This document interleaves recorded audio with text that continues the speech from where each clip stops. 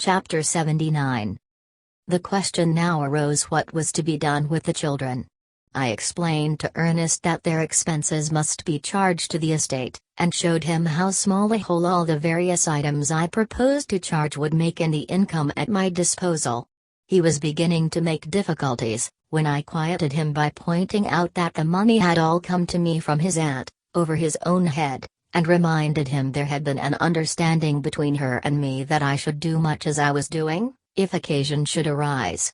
He wanted his children to be brought up in the fresh pure air, and among other children who were happy and contented, but being still ignorant of the fortune that awaited him, he insisted that they should pass their earlier years among the poor rather than the rich.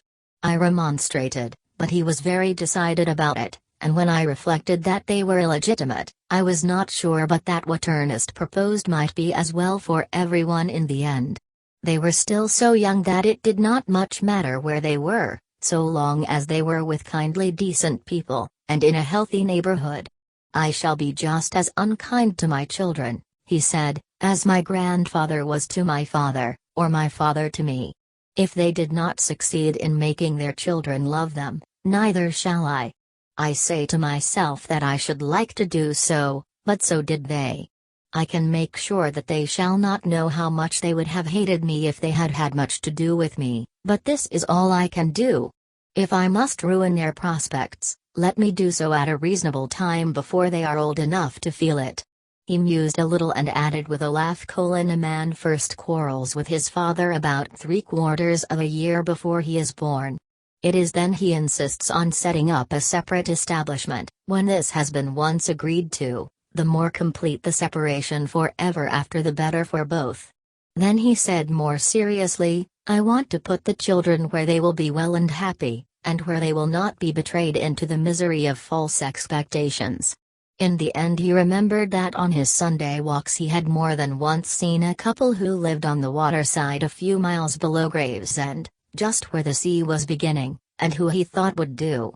They had a family of their own fast coming on, and the children seemed to thrive. Both father and mother indeed were comfortable well-grown folks, in whose hands young people would be likely to have as fair a chance of coming to a good development as in those of any whom he knew.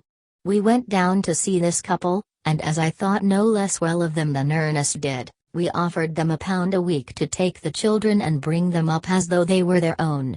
They jumped at the offer, and in another day or two we brought the children down and left them, feeling that we had done as well as we could by them, at any rate for the present. Then Ernest sent his small stock of goods to Debenhams, gave up the house he had taken 2.5 years previously, and returned to civilization. I had expected that he would now rapidly recover, and was disappointed to see him get, as I thought, decidedly worse. Indeed, before long I thought him looking so ill that I insisted on his going with me to consult one of the most eminent doctors in London. This gentleman said there was no acute disease, but that my young friend was suffering from nervous prostration, the result of long and severe mental suffering, from which there was no remedy except time, prosperity and rest. He said that Ernest must have broken down later on, but that he might have gone on for some months yet. It was the suddenness of the relief from tension which had knocked him over now. "Cross him," said the doctor, "at once. Crossing is the great medical discovery of the age. Shake him out of himself by shaking something else into him." I had not told him that money was no object to us, and I think he had reckoned me up as not over-rich.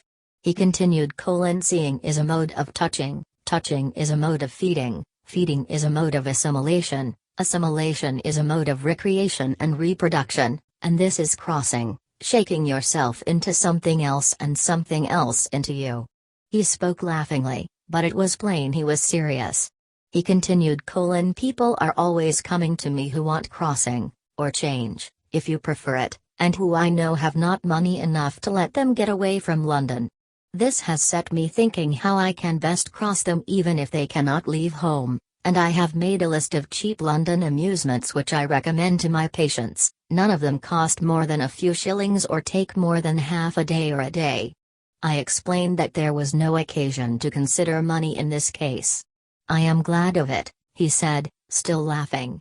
The homeopathists use aurum as a medicine, but they do not give it in large doses enough. If you can dose your young friend with this pretty freely, you will soon bring him round. However, Mr. Pontifex is not well enough to stand so great a change as going abroad yet. From what you tell me, I should think he had had as much change lately as is good for him. If he were to go abroad now, he would probably be taken seriously ill within a week. We must wait till he has recovered tone a little more. I will begin by ringing my London changes on him." He thought a little and then said, "I have found the zoological gardens of service to many of my patients. I should prescribe for Mr. Pontifex a course of the larger mammals.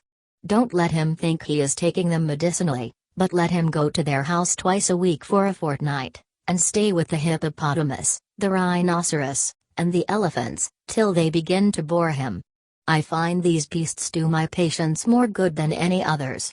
The monkeys are not a wide enough cross, they do not stimulate sufficiently. The larger carnivora are unsympathetic. The reptiles are worse than useless, and the marsupials are not much better. Birds again, except parrots, are not very beneficial. He may look at them now and again, but with the elephants and the pig tribe generally he should mix just now as freely as possible. Then, to prevent monotony, I should send him, say, to morning service at the abbey before he goes. He need not stay longer than the Te Deum. I don't know why, but jubilates are seldom satisfactory. Just let him look in at the abbey, and sit quietly in Poets' Corner till the main part of the music is over. Let him do this 2 or 3 times, not more, before he goes to the zoo. Then next day send him down to Gravesend by boat. By all means let him go to the theatres in the evenings, and then let him come to me again in a fortnight." Had the doctor been less eminent in his profession, I should have doubted whether he was in earnest, but I knew him to be a man of business who would neither waste his own time nor that of his patients. As soon as we were out of the house we took a cab to Regent's Park, and spent a couple of hours in sauntering round the different houses. Perhaps it was on account of what the doctor had told me, but I certainly became aware of a feeling I had never experienced before. I mean that I was receiving an influx of new life, or deriving new ways of looking at life, which is the same thing, by the process.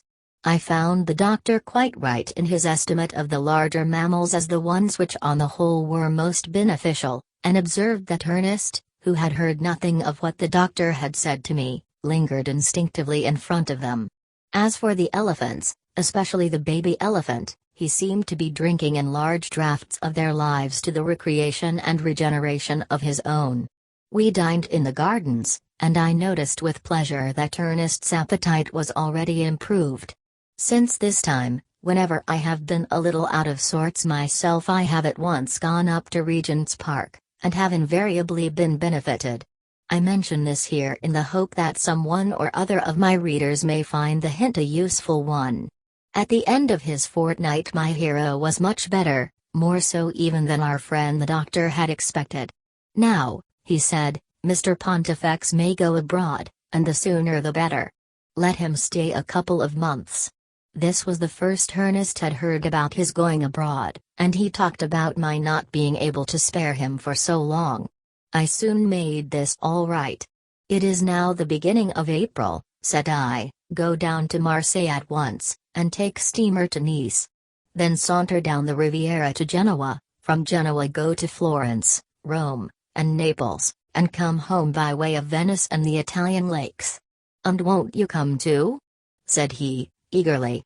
I said I did not mind if I did, so we began to make our arrangements next morning, and completed them within a very few days. Chapter 80. We left by the night mail, crossing from Dover. The night was soft, and there was a bright moon upon the sea. "Don't you love the smell of grease about the engine of a Channel steamer? Isn't there a lot of hope in it?" said Ernest to me, for he had been to Normandy one summer as a boy with his father and mother, and the smell carried him back to days before those in which he had begun to bruise himself against the great outside world. I always think one of the best parts of going abroad is the first thud of the piston, and the first gurgling of the water when the paddle begins to strike it. It was very dreamy getting out at Calais, and trudging about with luggage in a foreign town at an hour when we were generally both of us in bed and fast asleep, but we settled down to sleep as soon as we got into the railway carriage, and dozed till we had passed Amiens. Then waking when the first signs of morning crispness were beginning to show themselves, I saw that Ernest was already devouring every object we passed with quick sympathetic curiousness. There was not a peasant in a blouse driving his cart betimes along the road to market, not a signalman's wife in her husband's hat and coat waving a green flag, not a shepherd taking out his sheep to the dewy pastures, not a bank of opening cowslips as we passed through the railway cuttings, but he was drinking it all in with an enjoyment too deep for words. The name of the engine that drew us was Mozart, and Ernest liked this too. We reached Paris by 6, and had just time to get across the town and take a morning express train to Marseille, but before noon my young friend was tired out and had resigned himself to a series of sleeps which were seldom intermitted for more than an hour or so together. He fought against this for a time, but in the end consoled himself by saying it was so nice to have so much pleasure that he could afford to throw a lot of it away. Having found a theory on which to justify himself, he slept in peace. At Marseille we rested, and there the excitement of the change proved, as I had half feared it would, too much for my godson's still enfeebled state. For a few days he was really ill, but after this he righted. For my own part I reckon being ill as one of the great pleasures of life, provided one is not too ill and is not obliged to work till one is better. I remember being ill once in a foreign hotel myself and how much I enjoyed it. To lie there careless of everything, quiet and warm, and with no weight upon the mind, to hear the clinking of the plates in the far-off kitchen as the scullion rinsed them and put them by, to watch the soft shadows come and go upon the ceiling as the sun came out or went behind a cloud, to listen to the pleasant murmuring of the fountain in the court below, and the shaking of the bells on the horses' collars and the clink of their hoofs upon the ground as the flies plagued them. Not only to be a lotus-eater but to know that it was one's duty to be a lotus-eater. Oh, I thought to myself, if I could only now, having so forgotten care, drop off to sleep forever, would not this be a better piece of fortune than any I can ever hope for? Of course it would, but we would not take it though it were offered us. No matter what evil may befall us, we will mostly abide by it and see it out. I could see that Ernest felt much as I had felt myself. He said little, but noted everything. Once only did he frighten me. He called me to his bedside just as it was getting dusk and said in a grave, quiet manner that he should like to speak to me. I have been thinking, he said, that I may perhaps never recover from this illness, and in case I do not I should like you to know that there is only one thing which weighs upon me. I refer, he continued after a slight pause, to my conduct towards my father and mother. I have been much too good to them. I treated them much too considerately, on which he broke into a smile which assured me that there was nothing seriously amiss with him. On the walls of his bedroom were a series of French Revolution prints representing events in the life of Lycurgus.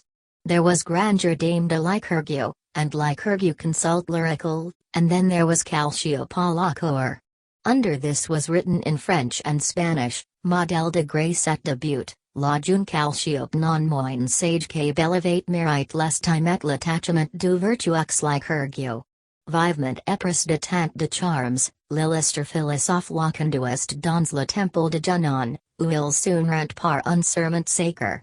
Après cette auguste cérémonie, Lycurgue s'empressa de conduire sa jeune épouse au palais de son frère Polydecte, roi de l'Estément. Seigneur, Louis dit-il, la virtueuse Calciop vint de recevoir vous au pied des hôtels, jos vous prier de prévoir cette union. La roi témoigne de bord quelque surprise, mais l'estime qu'il avait pour son frère Louis inspira un réponse plein de bienveillance. Il s'appliqua au cité de Calciop qu'il embrassa tendrement, combla ensuite Lycurgue de provenances et paraît très satisfait. He called my attention to this and then said somewhat timidly that he would rather have married Ellen than Calciop. I saw he was hardening and made no hesitation about proposing that in another day or two we should proceed upon our journey. I will not weary the reader by taking him with us over beaten ground. We stopped at Siena, Cortona, Orvieto, Perugia and many other cities, and then after a fortnight passed between Rome and Naples went to the Venetian provinces and visited all those wondrous towns that lie between the southern slopes of the Alps and the northern ones of the Apennines, coming back at last by the Escothard.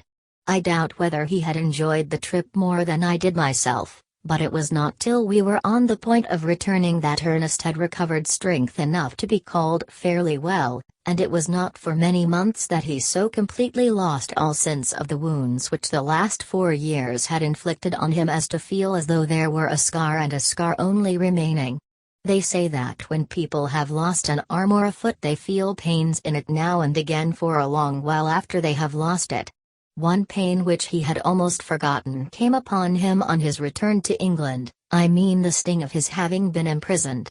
As long as he was only a small shopkeeper his imprisonment mattered nothing, nobody knew of it, and if they had known they would not have cared. Now, however, though he was returning to his old position he was returning to it disgraced, and the pain from which he had been saved in the first instance by surroundings so new that he had hardly recognized his own identity in the middle of them, came on him as from a wound inflicted yesterday.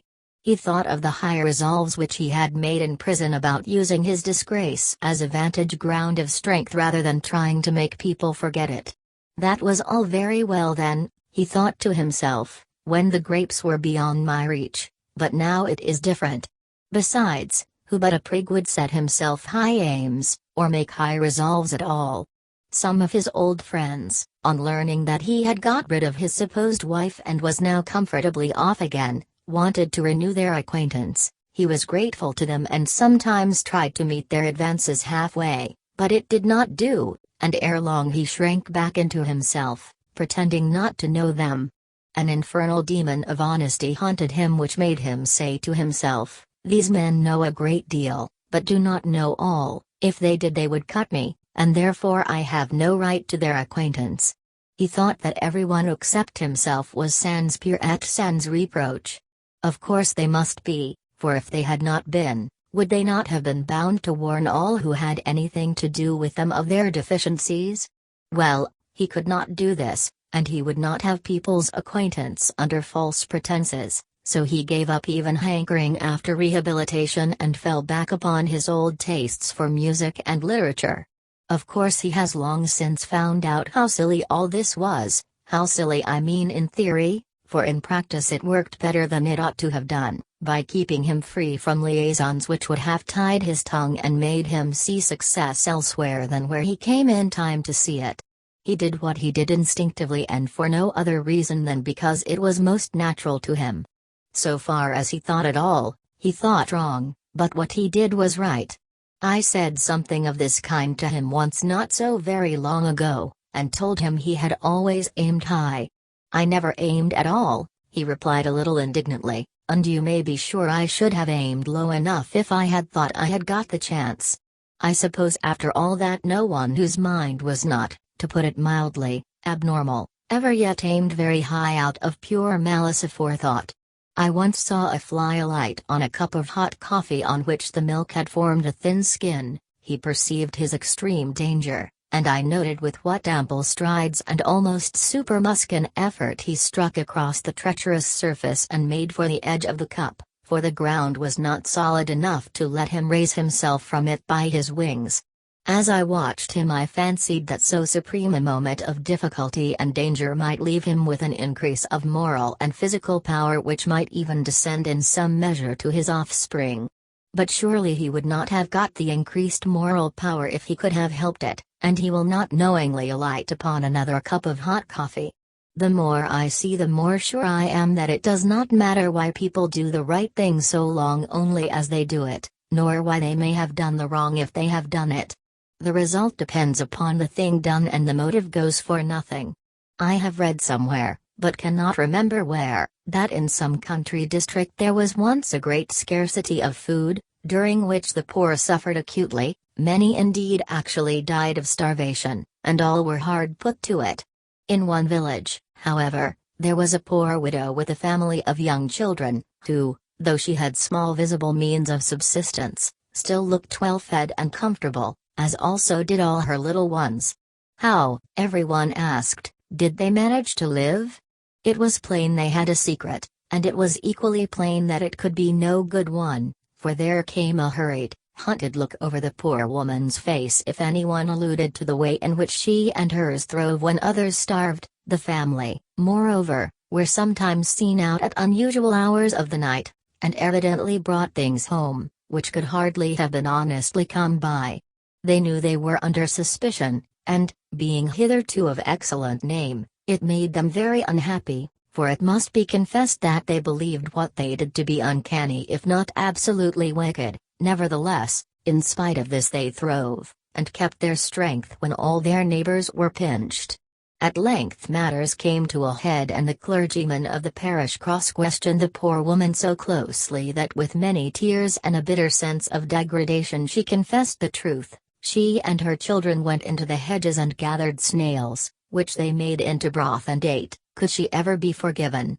Was there any hope of salvation for her either in this world or the next after such unnatural conduct? So again I have heard of an old dowager countess whose money was all in consols. She had had many sons, and in her anxiety to give the younger ones a good start, wanted a larger income than consols would give her. She consulted her solicitor and was advised to sell her consols and invest in the London and North Western Railway, then at about 85. This was to her what eating snails was to the poor widow whose story I have told above. With shame and grief, as of one doing an unclean thing, but her boys must have their start, she did as she was advised. Then for a long while she could not sleep at night and was haunted by a presage of disaster. Yet what happened? She started her boys, and in a few years found her capital doubled into the bargain, on which she sold out and went back again to consols and died in the full blessedness of fund holding. She thought, indeed, that she was doing a wrong and dangerous thing, but this had absolutely nothing to do with it. Suppose she had invested in the full confidence of a recommendation by some eminent London banker whose advice was bad, and so had lost all her money, and suppose she had done this with a light heart and with no conviction of sin, would her innocence of evil purpose and the excellence of her motive have stood her in any stead? Not they. But to return to my story. Towneley gave my hero most trouble. Towneley, as I have said, knew that Ernest would have money soon. But Ernest did not of course know that he knew it. Towneley was rich himself, and was married now. Ernest would be rich soon, had bona fide intended to be married already, and would doubtless marry a lawful wife later on. Such a man was worth taking pains with, and when Towneley one day met Ernest in the street, and Ernest tried to avoid him, Towneley would not have it, but with his usual quick good nature read his thoughts, caught him, morally speaking, by the scruff of his neck, and turned him laughingly inside out, telling him he would have no such nonsense. Towneley was just as much Ernest's idol now as he had ever been, and Ernest, who was very easily touched, felt more gratefully and warmly than ever towards him, but there was an unconscious something which was stronger than Towneley, and made my hero determined to break with him more determinedly perhaps than with any other living person. He thanked him in a low hurried voice and pressed his hand, while tears came into his eyes in spite of all his efforts to repress them. "If we meet again," he said, "do not look at me, but if hereafter you hear of me writing things you do not like, think of me as charitably as you can," and so they parted.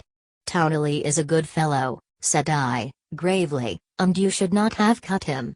"Towneley," he answered, "is not only a good fellow, but he is without exception the very best man I ever saw in my life, except," he paid me the compliment of saying, "yourself. Towneley is my notion of everything which I should most like to be, but there is no real solidarity between us.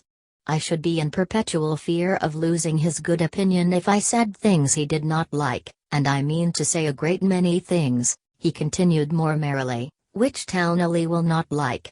A man, as I have said already, can give up father and mother for Christ's sake tolerably easily for the most part, but it is not so easy to give up people like Towneley." Chapter 81. So he fell away from all old friends except myself and 3 or 4 old intimates of my own, who were as sure to take to him as he to them, and who like myself enjoyed getting hold of a young fresh mind. Ernest attended to the keeping of my account books whenever there was anything which could possibly be attended to, which there seldom was, and spent the greater part of the rest of his time in adding to the many notes and tentative essays which had already accumulated in his portfolios. Anyone who was used to writing could see at a glance that literature was his natural development, and I was pleased at seeing him settle down to it so spontaneously. I was less pleased, however, to observe that he would still occupy himself with none but the most serious, I had almost said solemn, subjects, just as he never cared about any but the most serious kind of music. I said to him one day that the very slender reward which God had attached to the pursuit of serious inquiry was a sufficient proof that he disapproved of it, or at any rate that he did not set much store by it nor wish to encourage it. He said, "Oh, don't talk about rewards. Look at Milton, who only got £5 for Paradise Lost." "And a great deal too much," I rejoined promptly. "I would have given him twice as much myself not to have written it at all." Ernest was a little shocked. "At any rate," he said laughingly, "I don't write poetry." This was a cut at me, for my burlesques were, of course, written in rhyme. So I dropped the matter. After a time he took it into his head to reopen the question of his getting £300 a year for doing, as he said, absolutely nothing, and said he would try to find some employment which should bring him in enough to live upon. I laughed at this but let him alone. He tried and tried very hard for a long while, but I need hardly say was unsuccessful. The older I grow, the more convinced I become of the folly and credulity of the public, but at the same time the harder do I see it is to impose oneself upon that folly and credulity. He tried editor after editor with article after article. Sometimes an editor listened to him and told him to leave his articles. He almost invariably, however, had them returned to him in the end with a polite note saying that they were not suited for the particular paper to which he had sent them. And yet many of these very articles appeared in his later works, and no one complained of them, not at least on the score of bad literary workmanship. "I see," he said to me one day, "that demand is very imperious, and supply must be very suppliant." Once, indeed, the editor of an important monthly magazine accepted an article from him, and he thought he had now got a footing in the literary world. The article was to appear in the next issue but one, and he was to receive proof from the printers in about 10 days or a fortnight, but week after week passed and there was no proof, month after month went by and there was still no room for Ernest's article. At length, after about 6 months, the editor one morning told him that he had filled every number of his review for the next 10 months, but that his article should definitely appear. On this he insisted on having his miss returned to him. Sometimes his articles were actually published, and he found the editor had edited them according to his own fancy, putting in jokes which he thought were funny, or cutting out the very passage which Ernest had considered the point of the whole thing, and then, though the articles appeared, when it came to paying for them it was another matter, and he never saw his money. "Editors," he said to me one day about this time, "are like the people who bought and sold in the book of Revelation, there is not one but has the mark of the beast upon him." At last, after months of disappointment and many a tedious hour wasted in dingy anterooms, and of all anterooms those of editors appear to me to be the dreariest, he got a bona fide offer of employment from one of the first-class weekly papers through an introduction I was able to get for him from one who had powerful influence with the paper in question. The editor sent him a dozen long books upon varied and difficult subjects, and told him to review them in a single article within a week. In one book there was an editorial note to the effect that the writer was to be condemned. Ernest particularly admired the book he was desired to condemn, and feeling how hopeless it was for him to do anything like justice to the books submitted to him, returned them to the editor. At last one paper did actually take a dozen or so of articles from him, and gave him cash down a couple of guineas apiece for them, But having done this, it expired within a fortnight after the last of Ernest's articles had appeared. It certainly looked very much as if the other editors knew their business in declining to have anything to do with my unlucky godson. I was not sorry that he failed with periodical literature, for writing for reviews or newspapers is bad training for one who may aspire to write works of more permanent interest. A young writer should have more time for reflection than he can get as a contributor to the daily or even weekly press. Ernest himself, however, was chagrined at finding how unmarketable he was. "Why," he said to me, "if I was a well-bred horse, or sheep, or a pure-bred pigeon or lop-eared rabbit, I should be more saleable. If I was even a cathedral in a colonial town, people would give me something, but as it is they do not want me." And now that he was well and rested, he wanted to set up a shop again, but this, of course, I would not hear of. "What care I," said he to me one day, "about being what they call a gentleman?" And his manner was almost fierce. "What has being a gentleman ever done for me except make me less able to pray and more easy to be preyed upon? It has changed the manner of my being swindled, that is all. But for your kindness to me I should be penniless. Thank heaven I have placed my children where I have." I begged him to keep quiet a little longer and not talk about taking a shop. "Will being a gentleman," he said, "bring me money at the last, and will anything bring me as much peace at the last as money will? They say that those who have riches enter hardly into the kingdom of heaven. By Jove, they do. They are like struldbrugs, they live and live and live and are happy for many a long year after they would have entered into the kingdom of heaven if they had been poor. I want to live long and to raise my children, if I see they would be happier for the raising, that is what I want, and it is not what I am doing now that will help me. Being a gentleman is a luxury which I cannot afford, therefore I do not want it. Let me go back to my shop again, and do things for people which they want done and will pay me for doing for them. They know what they want and what is good for them better than I can tell them." It was hard to deny the soundness of this, and if he had been dependent only on the £300 a year which he was getting from me, I should have advised him to open his shop again next morning. As it was, I temporized and raised obstacles, and quieted him from time to time as best I could. Of course he read Mr. Darwin's books as fast as they came out and adopted evolution as an article of faith. "It seems to me," he said once, "that I am like one of those caterpillars which, if they have been interrupted in making their hammock, must begin again from the beginning." So long as I went back a long way down in the social scale I got on all right, and should have made money but for Ellen. When I try to take up the work at a higher stage I fail completely. I do not know whether the analogy holds good or not, but I am sure Ernest's instinct was right in telling him that after a heavy fall he had better begin life again at a very low stage, and as I have just said, I would have let him go back to his shop if I had not known what I did.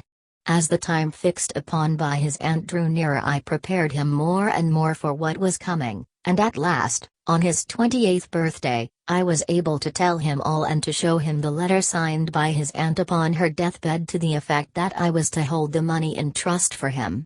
His birthday happened that year, 1863, to be on a Sunday, but on the following day I transferred his shares into his own name, and presented him with the account books which he had been keeping for the last year and a half.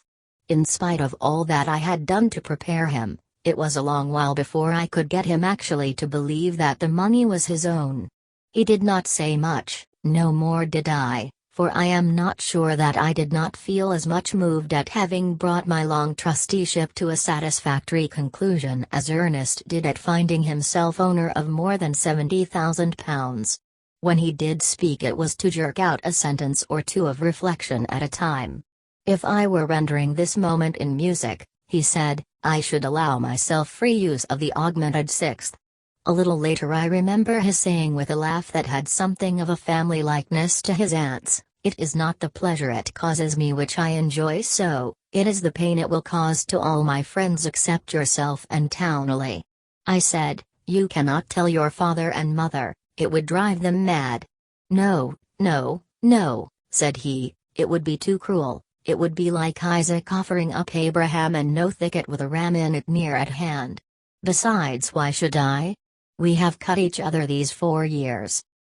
Chapter 82. It almost seemed as though our casual mention of Theobald and Christina had in some way excited them from a dormant to an active state. During the years that had elapsed since they last appeared upon the scene, they had remained at Battersby, and had concentrated their affection upon their other children. It had been a bitter pill to Theobald to lose his power of plaguing his firstborn. If the truth were known, I believe he had felt this more acutely than any disgrace which might have been shed upon him by Ernest's imprisonment.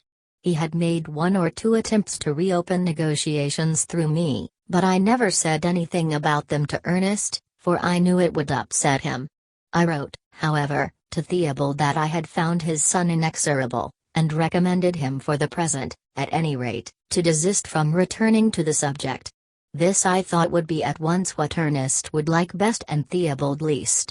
A few days, however, after Ernest had come into his property, I received a letter from Theobald enclosing one for Ernest which I could not withhold.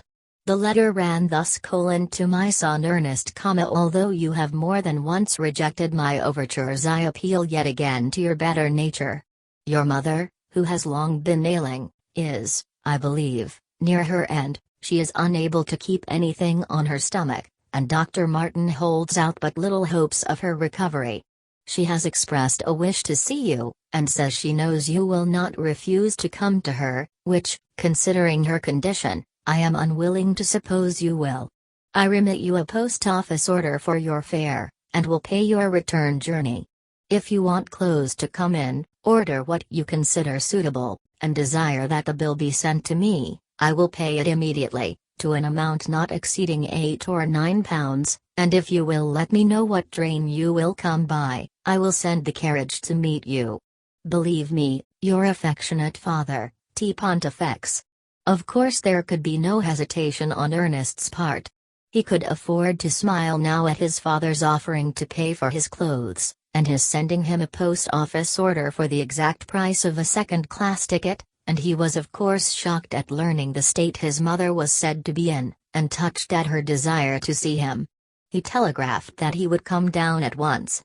I saw him a little before he started, and was pleased to see how well his tailor had done by him. Towneley himself could not have been appointed more becomingly. His portmanteau, his railway wrapper, everything he had about him, was in keeping. I thought he had grown much better looking than he had been at 2 or 23. His year and a half of peace had effaced all the ill effects of his previous suffering, and now that he had become actually rich there was an air of insouciance and good humor upon his face, as of a man with whom everything was going perfectly right, which would have made a much plainer man good looking. I was proud of him and delighted with him.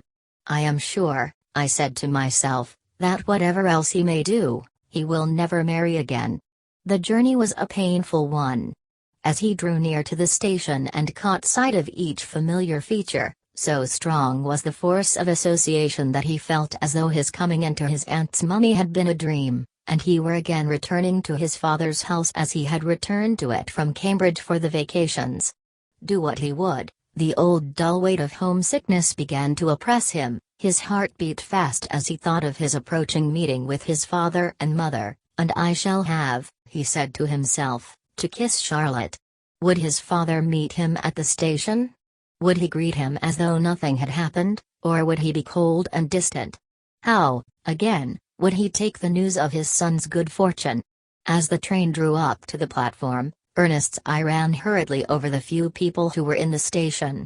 His father's well-known form was not among them, but on the other side of the palings which divided the station yard from the platform, he saw the pony carriage, looking, as he thought, rather shabby, and recognized his father's coachman.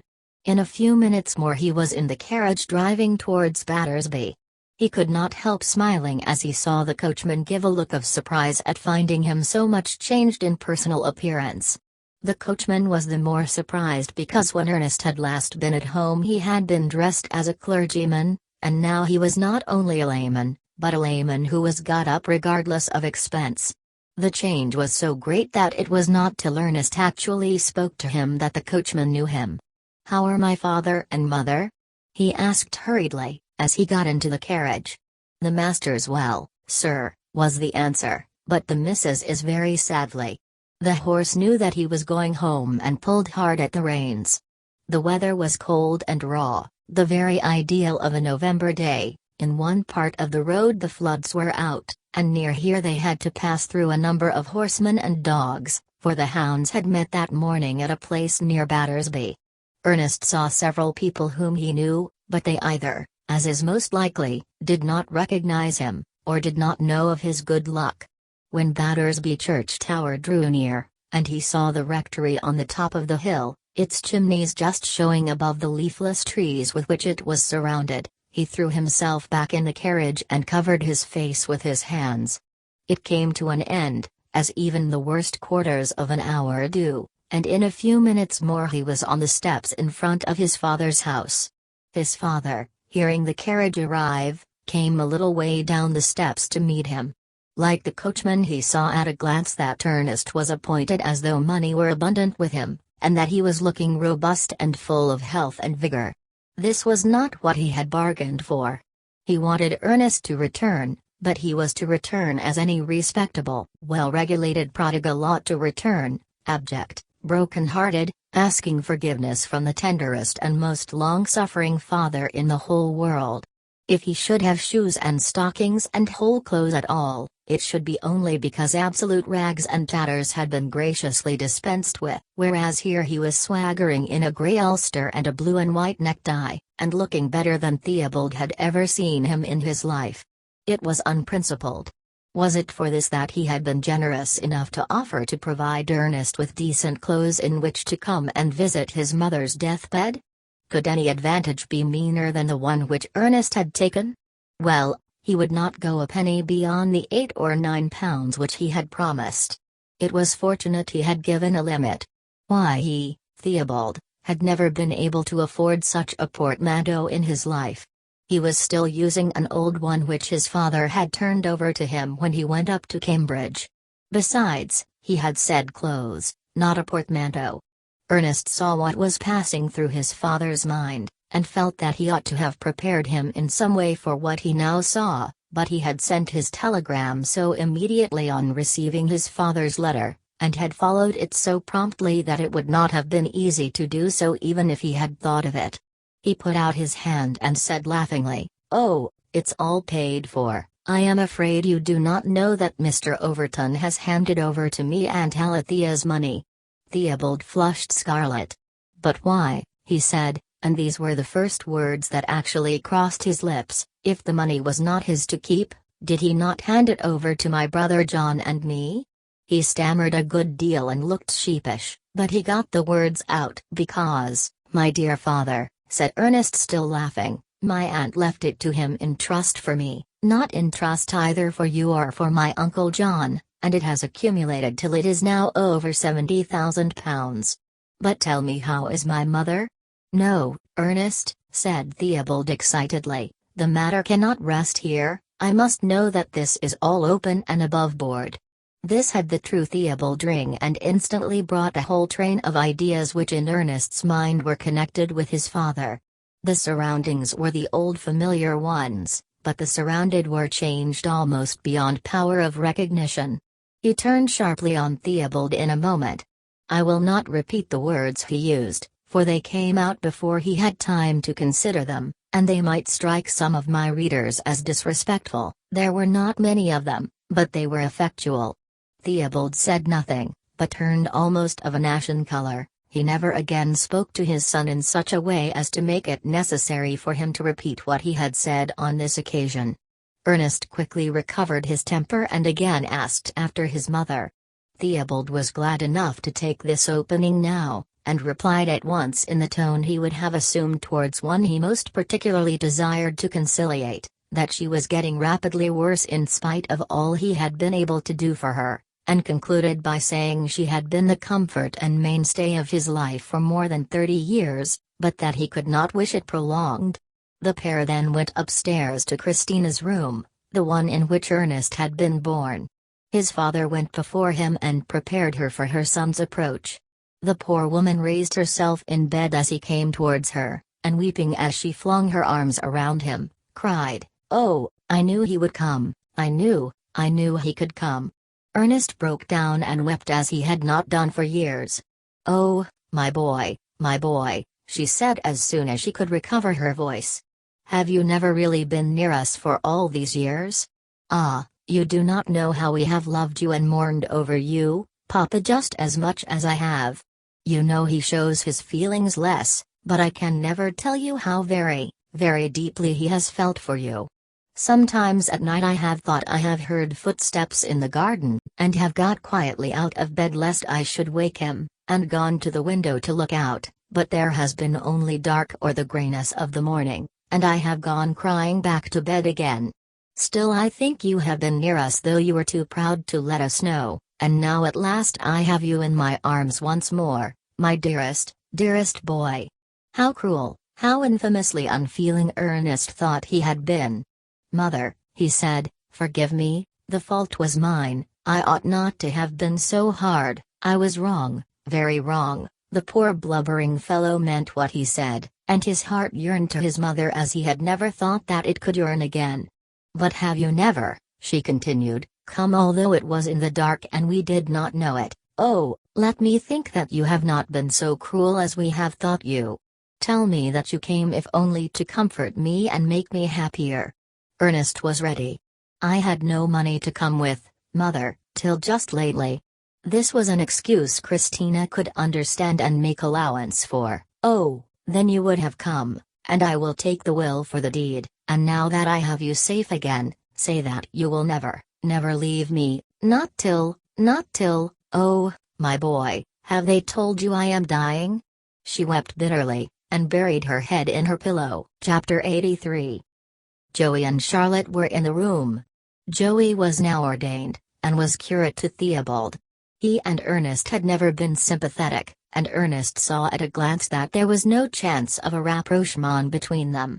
He was a little startled at seeing Joey dressed as a clergyman, and looking so like what he had looked himself a few years earlier, for there was a good deal of family likeness between the pair, but Joey's face was cold and was illumined with no spark of bohemianism. He was a clergyman and was going to do as other clergymen did, neither better nor worse.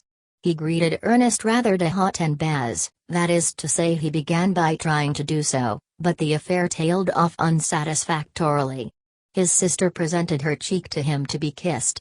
How he hated it, he had been dreading it for the last 3 hours. She, too, was distant and reproachful in her manner, as such a superior person was sure to be. She had a grievance against him inasmuch as she was still unmarried. She laid the blame of this at Ernest's door. It was his misconduct she maintained in secret, which had prevented young men from making offers to her, and she ran him up a heavy bill for consequential damages. She and Joey had from the first developed an instinct for hunting with the hounds, and now these two had fairly identified themselves with the older generation, that is to say as against Ernest. On this head there was an offensive and defensive alliance between them, but between themselves there was subdued but internecine warfare.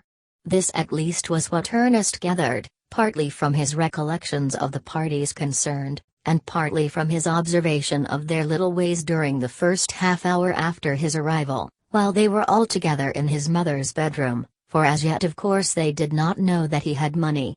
He could see that they eyed him from time to time with a surprise not unmixed with indignation, and knew very well what they were thinking.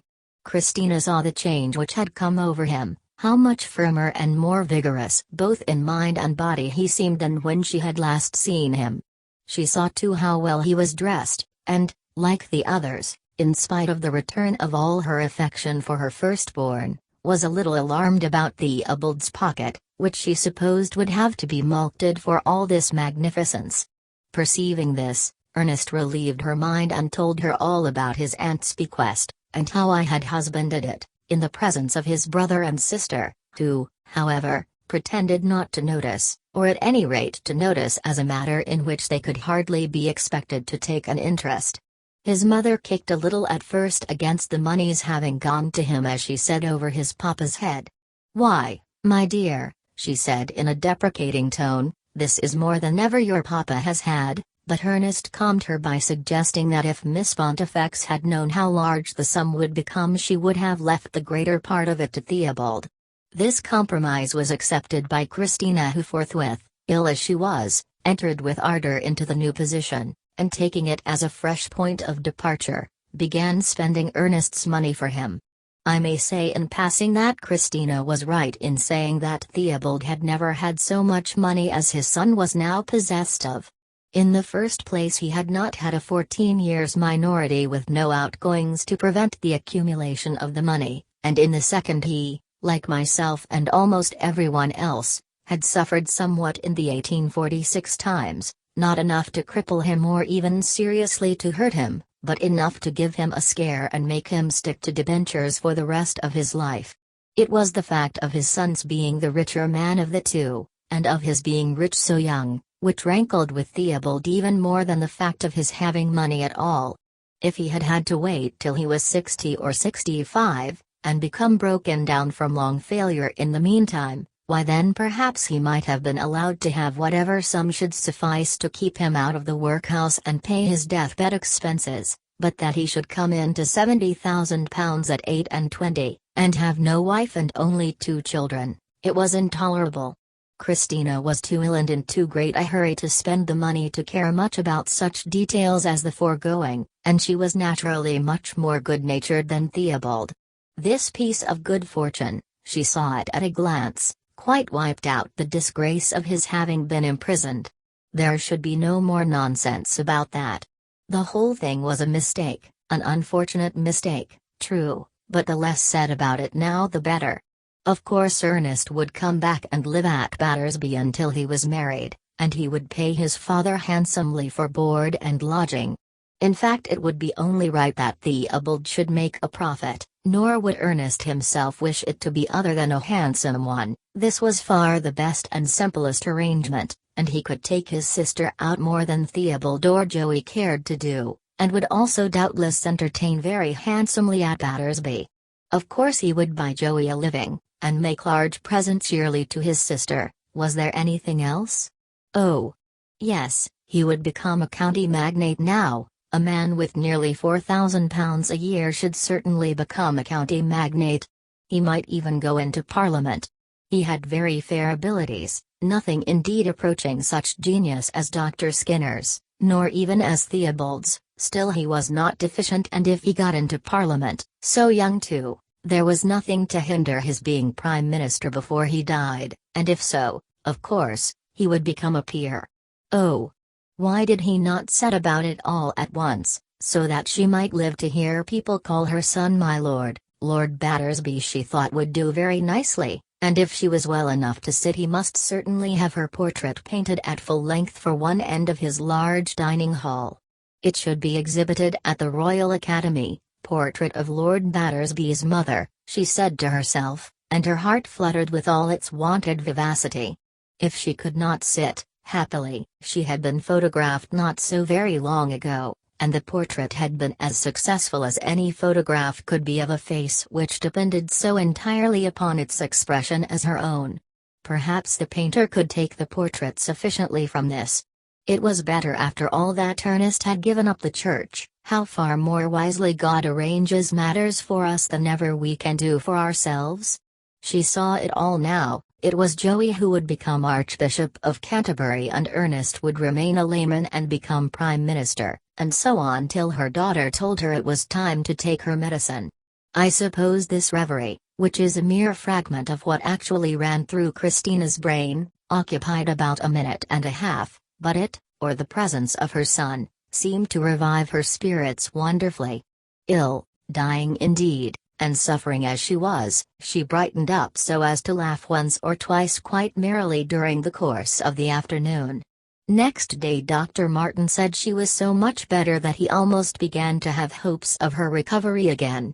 Theobald, whenever this was touched upon as possible, would shake his head and say, "We can't wish it prolonged," and then Charlotte caught Ernest unawares and said, "You know, dear Ernest, that these ups and downs of talk are terribly agitating to Papa. He could stand whatever comes, but it is quite too wearing to him to think half a dozen different things backwards and forwards, up and down in the same 24 hours, and it would be kinder of you not to do it. I mean not to say anything to him, even though Dr. Martin does hold out hopes." Charlotte had meant to imply that it was Ernest who was at the bottom of all the inconvenience felt by Theobald, herself, Joey and everyone else, and she had actually got words out which should convey this. True, she had not dared to stick to them and had turned them off, but she had made them hers at any rate for one brief moment, and this was better than nothing. Ernest noticed throughout his mother's illness that Charlotte found immediate occasion to make herself disagreeable to him whenever either doctor or nurse pronounced her mother to be a little better.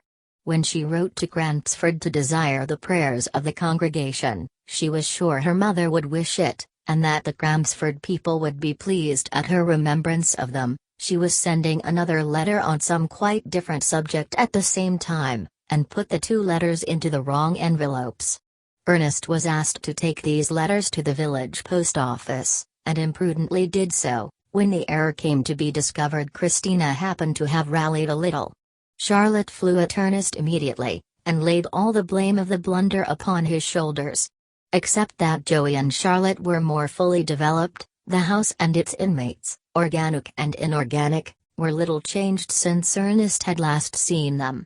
The furniture and the ornaments on the chimney-piece were just as they had been ever since he could remember anything at all.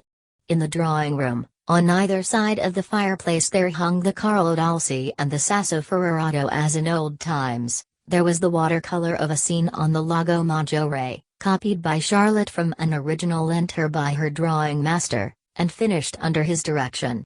This was the picture of which one of the servants had said that it must be good, for Mr. Pontifex had given 10 shillings for the frame.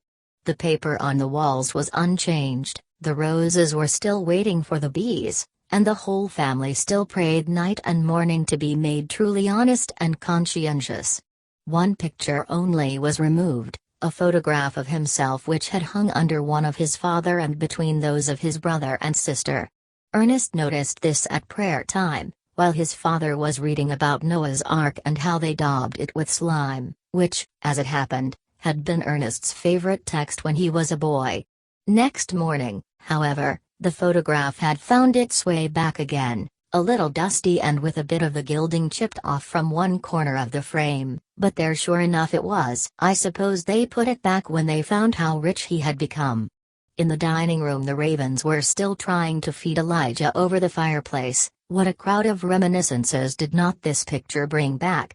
Looking out of the window, there were the flower beds in the front garden exactly as they had been, and Ernest found himself looking hard against the blue door at the bottom of the garden to see if there was rain falling, as he had been used to look when he was a child doing lessons with his father.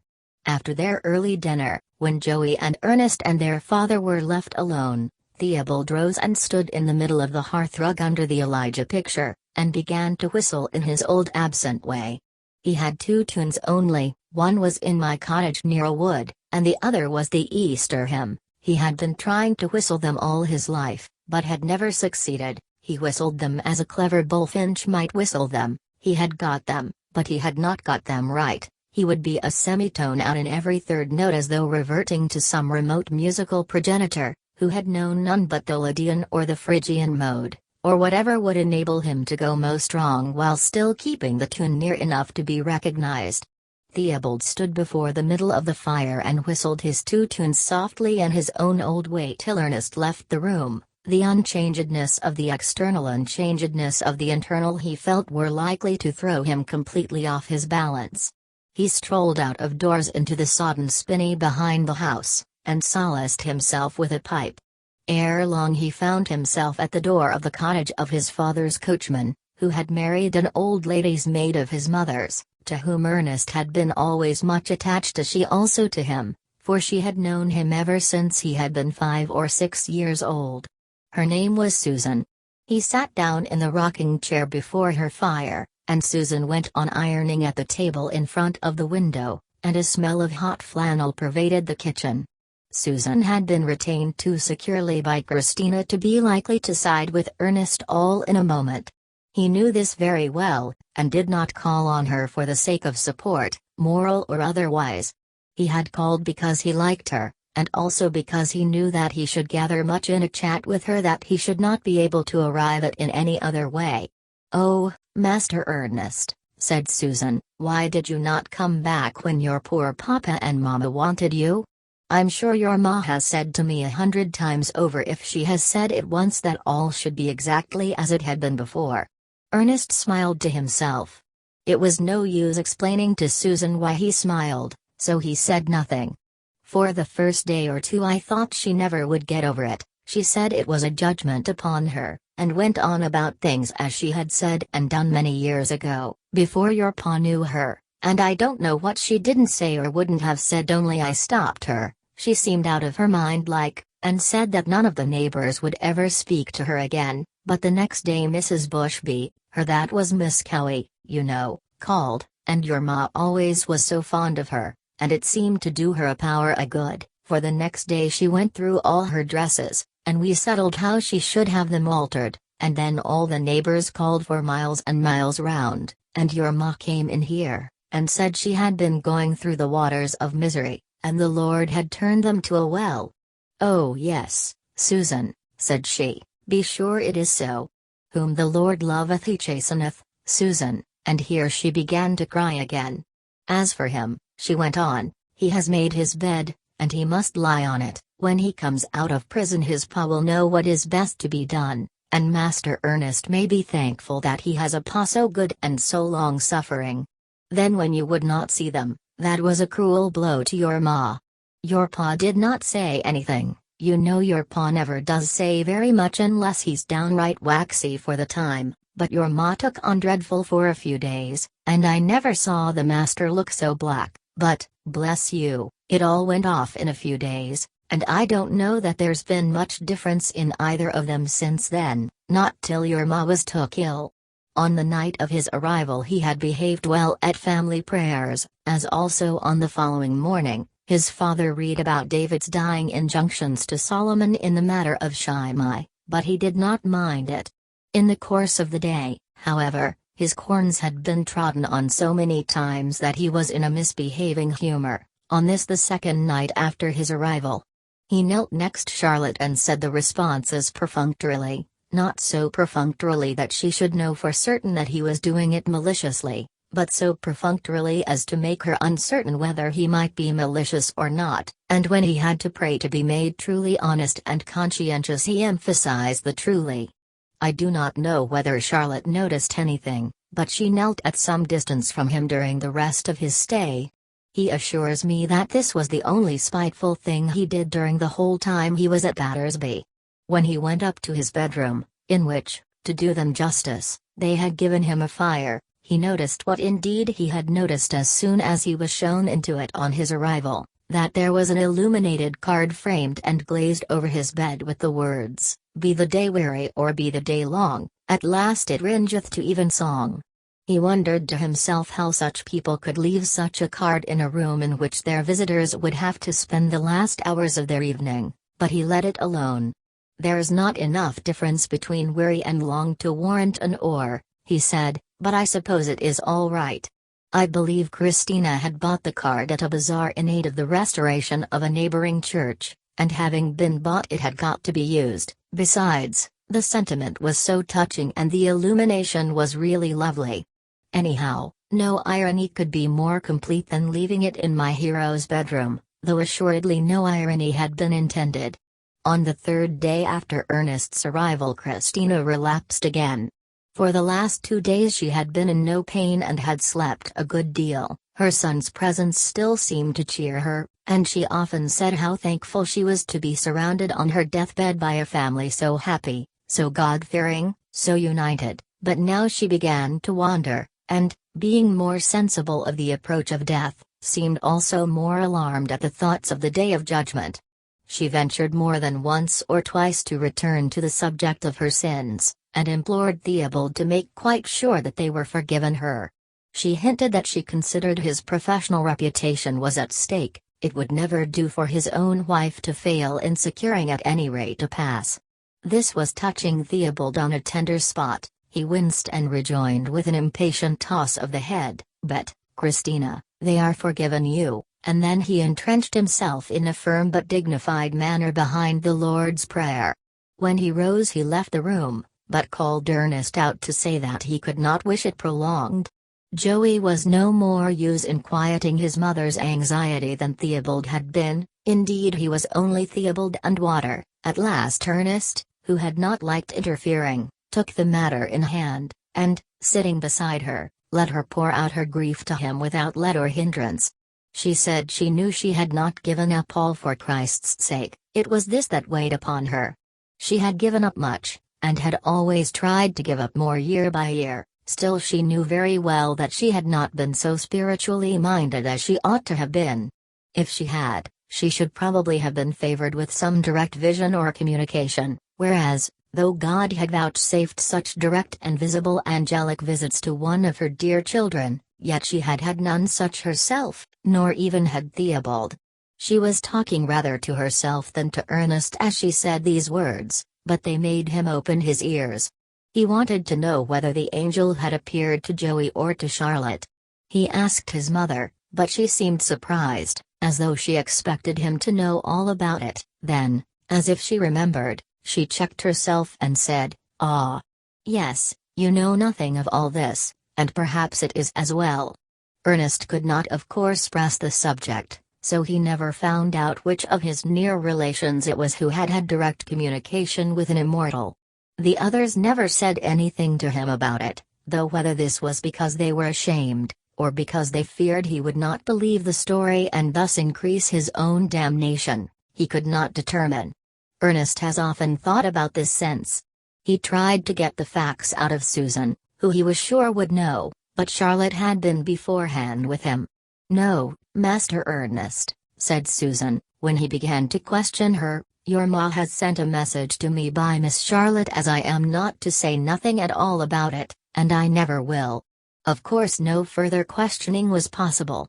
It had more than once occurred to Ernest that Charlotte did not in reality believe more than he did himself, and this incident went far to strengthen his surmises, but he wavered when he remembered how she had misdirected the letter asking for the prayers of the congregation.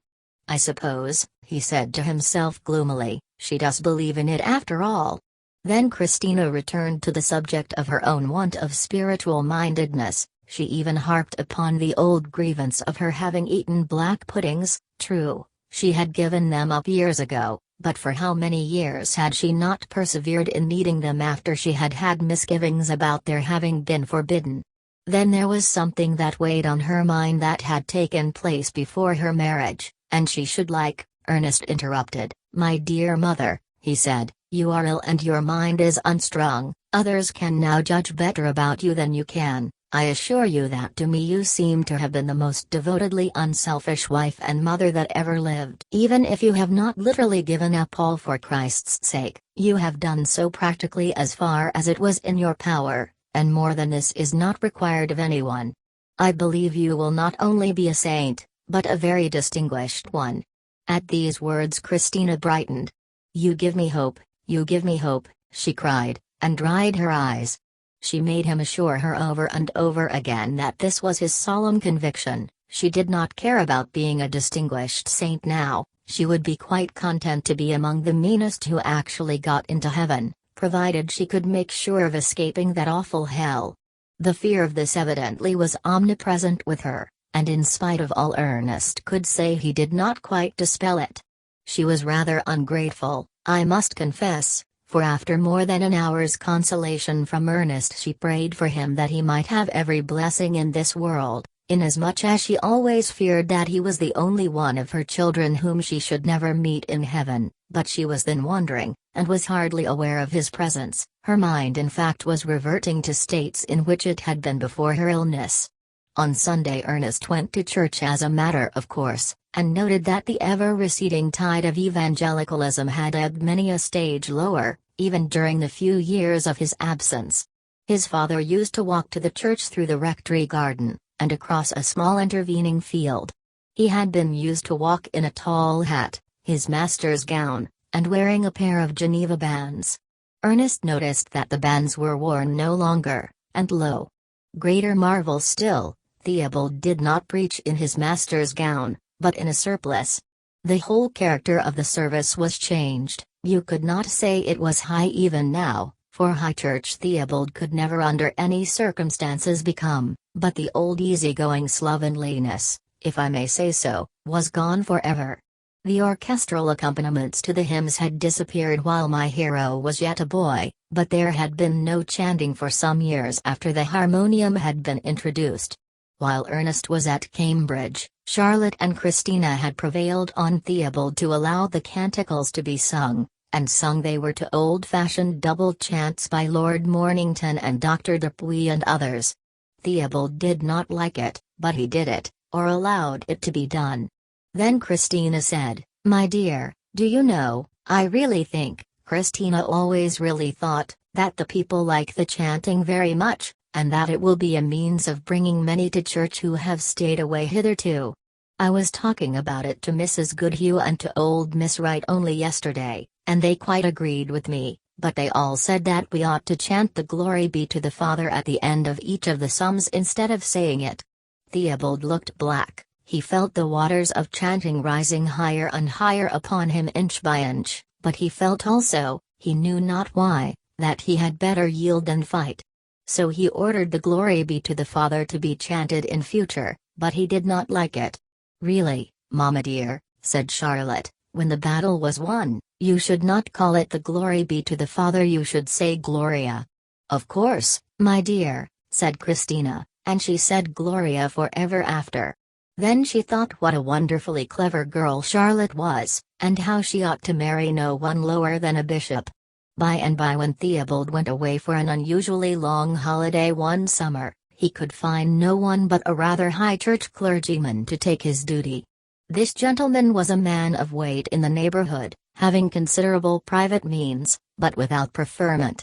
In the summer he would often help his brother clergyman, and it was through his being willing to take the duty at Battersby for a few Sundays that Theobald had been able to get away for so long. On his return, however, he found that the whole psalms were being chanted as well as the Glorias.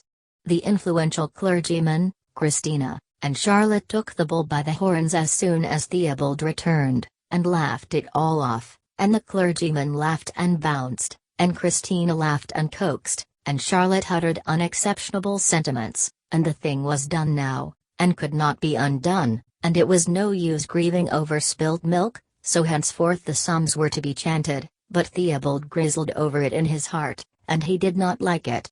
During this same absence, what had Mrs. Goodhue and old Miss Wright taken to doing but turning towards the east while repeating the belief? Theobald disliked this even worse than chanting. When he said something about it in a timid way at dinner after service, Charlotte said, "Really, Papa dear, you must take to calling it the creed and not the belief," and Theobald winced impatiently and snorted meek defiance, but the spirit of her aunts Jane and Eliza was strong in Charlotte, and the thing was too small to fight about, and he turned it off with a laugh. As for Charlotte, thought Christina, I believe she knows everything. So Mrs. Goodhue and old Miss Wright continued to turn to the east during the time the creed was said, and by others followed their example, and ere long the few who had stood out yielded and turned eastward too, and then Theobald made as though he had thought it all very right and proper from the first, but like it he did not. By and by Charlotte tried to make him say Alleluia instead of Hallelujah, but this was going too far, and Theobald turned, and she got frightened and ran away. And they changed the double chants for single ones, and altered them psalm by psalm, and in the middle of psalms, just where a cursory reader would see no reason why they should do so, they changed from major to minor and from minor back to major, and then they got hymns ancient and modern, and, as I have said, they robbed him of his beloved bands, and they made him preach in a surplice, and he must have celebration of the Holy Communion once a month instead of only 5 times in the year as heretofore, and he struggled in vain against the unseen influence which he felt to be working in season and out of season against all that he had been accustomed to consider most distinctive of his party. Where it was, or what it was, he knew not, nor exactly what it would do next, but he knew exceedingly well that go where he would it was undermining him, that it was too persistent for him, that Christina and Charlotte liked it a great deal better than he did, and that it could end in nothing but Rome. Easter decorations indeed. Christmas decorations, in reason, were proper enough, but Easter decorations. Well, it might last his time. This was the course things had taken in the Church of England during the last 40 years. The set has been steadily in one direction. A few men who knew what they wanted made cat's paws of the Christmas and the Charlottes, and the Christmas and the Charlottes made cat's paws of the Mrs. Goodhues and the old Miss Wrights, and Mrs. Goodhues and old Miss Wrights told the Mr. Goodhues and young Miss Wrights what they should do, and when the Mr. Goodhues and the young Miss Wrights did it, the little Goodhues and the rest of the spiritual flock did as they did, and the Theobalds went for nothing, step by step, day by day, year by year, parish by parish, diocese by diocese. This was how it was done. And yet the Church of England looks with no friendly eyes upon the theory of evolution or descent with modification. My hero thought over these things, and remembered many a ruse on the part of Christina and Charlotte, and many a detail of the struggle which I cannot further interrupt my story to refer to, and he remembered his father's favorite retort that it could only end in Rome. When he was a boy he had firmly believed this, but he smiled now as he thought of another alternative clear enough to himself, but so horrible that it had not even occurred to Theobald, I mean the toppling over of the whole system. At that time he welcomed the hope that the absurdities and unrealities of the Church would end in her downfall. Since then he has come to think very differently, not as believing in the cow jumping over the moon more than he used to, or more, probably, than 9/10 of the clergy themselves, who know as well as he does that their outward and visible symbols are out of date, but because he knows the baffling complexity of the problem when it comes to deciding what is actually to be done. Also, now that he has seen them more closely, he knows better the nature of those wolves in sheep's clothing, who are thirsting for the blood of their victim, and exulting so clamorously over its anticipated early fall into their clutches. The spirit behind the Church is true, though her letter, true once, is now true no longer. The spirit behind the high priests of science is as lying as its letter. The Theobalds, who do what they do because it seems to be the correct thing, but who in their hearts neither like it nor believe in it, are in reality the least dangerous of all classes to the peace and liberties of mankind. The man to fear is he who goes at things with the cocksureness of pushing vulgarity and self-conceit. These are not vices which can be justly laid to the charge of the English clergy. Many of the farmers came up to Ernest when service was over, and shook hands with him. He found every one knew of his having come into a fortune. The fact was that Theobald had immediately told 2 or 3 of the greatest gossips in the village, and the story was not long in spreading. It simplified matters, he had said to himself, a good deal. Ernest was civil to Mrs. Goodhue for her husband's sake, but he gave Miss Wright the cut direct, for he knew that she was only Charlotte in disguise. A week passed slowly away. 2 or 3 times the family took the sacrament together round Christina's deathbed. Theobald's impatience became more and more transparent daily, but fortunately Christina, who even if she had been well would have been ready to shut her eyes to it, became weaker and less coherent in mind also, so that she hardly, if at all, perceived it. After Ernest had been in the house about a week his mother fell into a comatose state which lasted a couple of days, and in the end went away so peacefully that it was like the blending of sea and sky in mid-ocean upon a soft hazy day when none can say where the earth ends and the heavens begin. Indeed, she died to the realities of life with less pain than she had waked from many of its illusions. She has been the comfort and mainstay of my life for more than 30 years, said Theobald as soon as all was over, but one could not wish it prolonged, and he buried his face in his handkerchief to conceal his want of emotion. Ernest came back to town the day after his mother's death, and returned to the funeral accompanied by myself.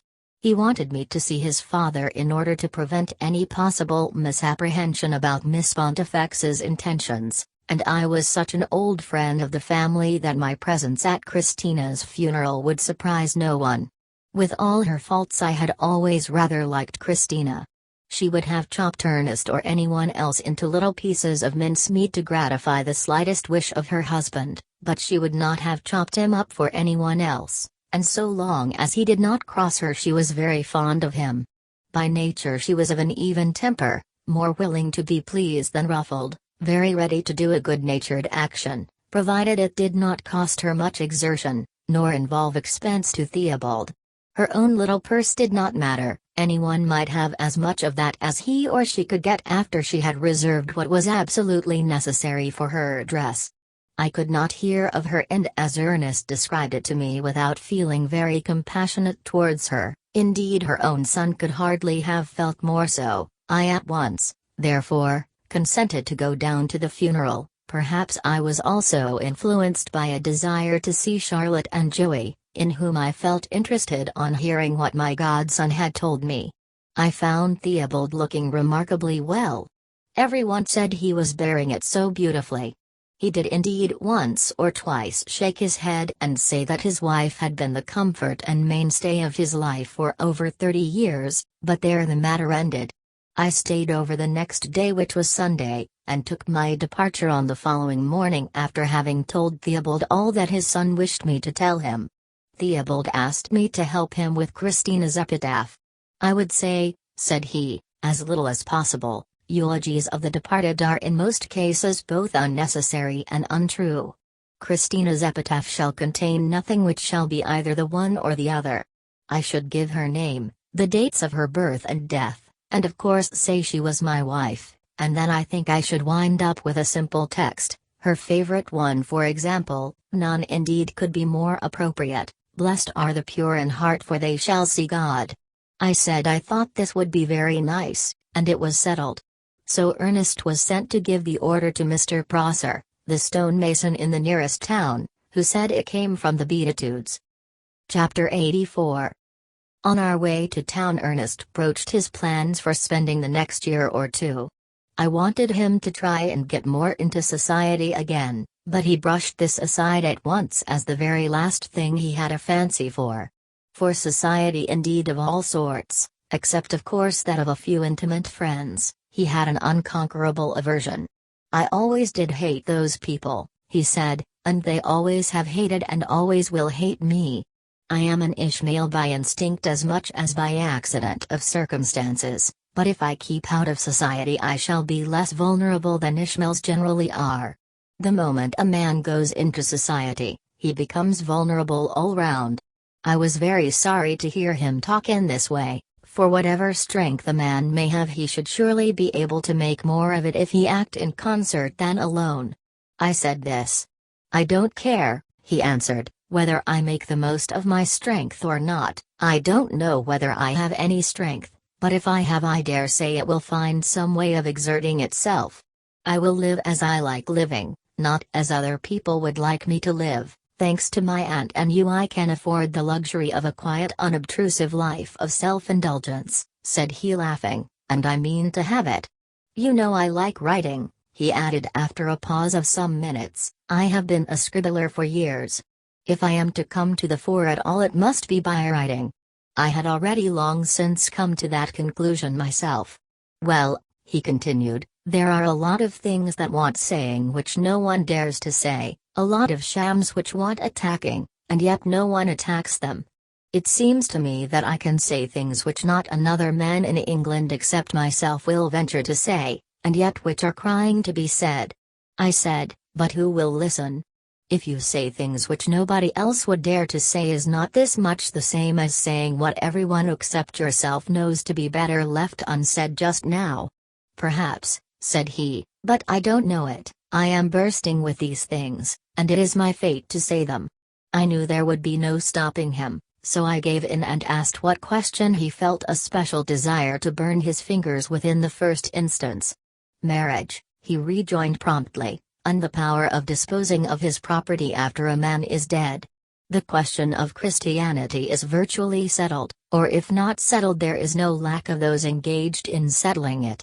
The question of the day now is marriage and the family system. That, said I dryly, is a hornet's nest indeed. Yes, said he no less dryly, but hornets' nests are exactly what I happen to like. Before, however, I begin to stir up this particular one, I propose to travel for a few years, with the especial object of finding out what nations now existing are the best, comeliest and most lovable, and also what nations have been so in times past. I want to find out how these people live, and have lived, and what their customs are. I have very vague notions upon the subject as yet, but the general impression I have formed is that, putting ourselves on one side, the most vigorous and amiable of known nations are the modern Italians, the old Greeks and Romans, and the South Sea Islanders. I believe that these nice peoples have not as a general rule been purists, but I want to see those of them who can yet be seen. They are the practical authorities on the question, what is best for man? And I should like to see them and find out what they do. Let us settle the fact first and fight about the moral tendencies afterwards. In fact, said I laughingly, you mean to have high old times. Neither higher nor lower, was the answer, than those people whom I can find to have been the best in all ages. But let us change the subject. He put his hand into his pocket and brought out a letter. My father, he said, gave me this letter this morning with the seal already broken. He passed it over to me, and I found it to be the one which Christina had written before the birth of her last child, and which I have given in an earlier chapter. And you do not find this letter, said I, affect the conclusion which you have just told me you have come to concerning your present plans? He smiled, and answered, no.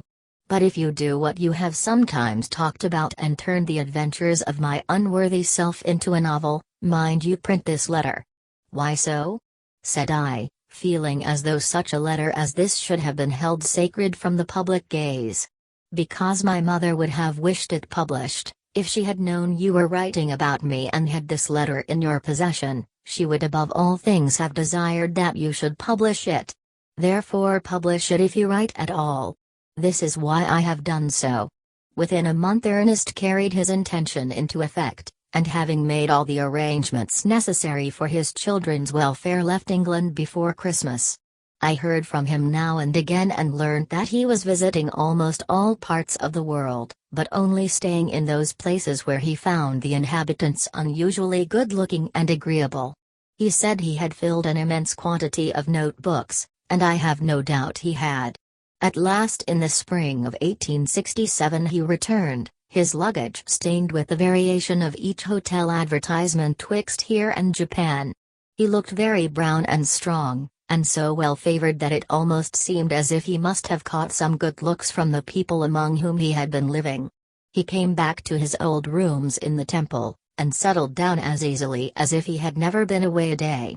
One of the first things we did was to go and see the children. We took the train to Gravesend, and walked thence for a few miles along the riverside till we came to the solitary house where the good people lived with whom Ernest had placed them. It was a lovely April morning, but with a fresh air blowing from off the sea, the tide was high, and the river was alive with shipping coming up with wind and tide. Seagulls wheeled around us overhead, seaweed clung everywhere to the banks which the advancing tide had not yet covered. Everything was of the sea, and the fine bracing air which blew over the water made me feel more hungry than I had done for many a day. I did not see how children could live in a better physical atmosphere than this, and applauded the selection which Ernest had made on behalf of his youngsters. While we were still a quarter of a mile off we heard shouts and children's laughter, and could see a lot of boys and girls romping together and running after one another. We could not distinguish our own two, but when we got near they were soon made out, for the other children were blue-eyed, flaxen-pated little folks, whereas ours were dark and straight-haired. We had written to say that we were coming, but had desired that nothing should be said to the children, so these paid no more attention to us than they would have done to any other stranger, who happened to visit a spot so unfrequented except by seafaring folk, which we plainly were not. The interest, however, in us was much quickened when it was discovered that we had got our pockets full of oranges and sweeties, to an extent greater than it had entered into their small imaginations to conceive as possible. At first we had great difficulty in making them come near us. They were like a lot of wild young colts, very inquisitive, but very coy and not to be cajoled easily. The children were 9 in all, 5 boys and 2 girls belonging to Mr. and Mrs. Rawlings, and 2 to Ernest. I never saw a finer lot of children than the young Rawlings. The boys were hardy, robust, fearless little fellows with eyes as clear as hawks. The elder girl was exquisitely pretty, but the younger one was a mere baby. I felt as I looked at them, that if I had had children of my own I could have wished no better home for them, nor better companions. Georgie and Alice, Ernest's 2 children, were evidently quite as one family with the others, and called Mr. and Mrs. Rawlings uncle and aunt. They had been so young when they were first brought to the house that they had been looked upon in the light of new babies who had been born into the family. They knew nothing about Mr. and Mrs. Rawlings being paid so much a week to look after them. Ernest asked them all what they wanted to be. They had only one idea, one and all, Georgie among the rest, wanted to be bargemen. Young ducks could hardly have a more evident hankering after the water. "And what do you want, Alice?" said Ernest. "Oh," she said, "I'm going to marry Jack here, and be a bargeman's wife." Jack was the eldest boy, now nearly 12, a sturdy little fellow, the image of what Mr. Rawlings must have been at his age. As we looked at him, so straight and well grown and well done all round, I could see it was in Ernest's mind as much as in mine that she could hardly do much better. "Come here, Jack, my boy," said Ernest, "here's a shilling for you."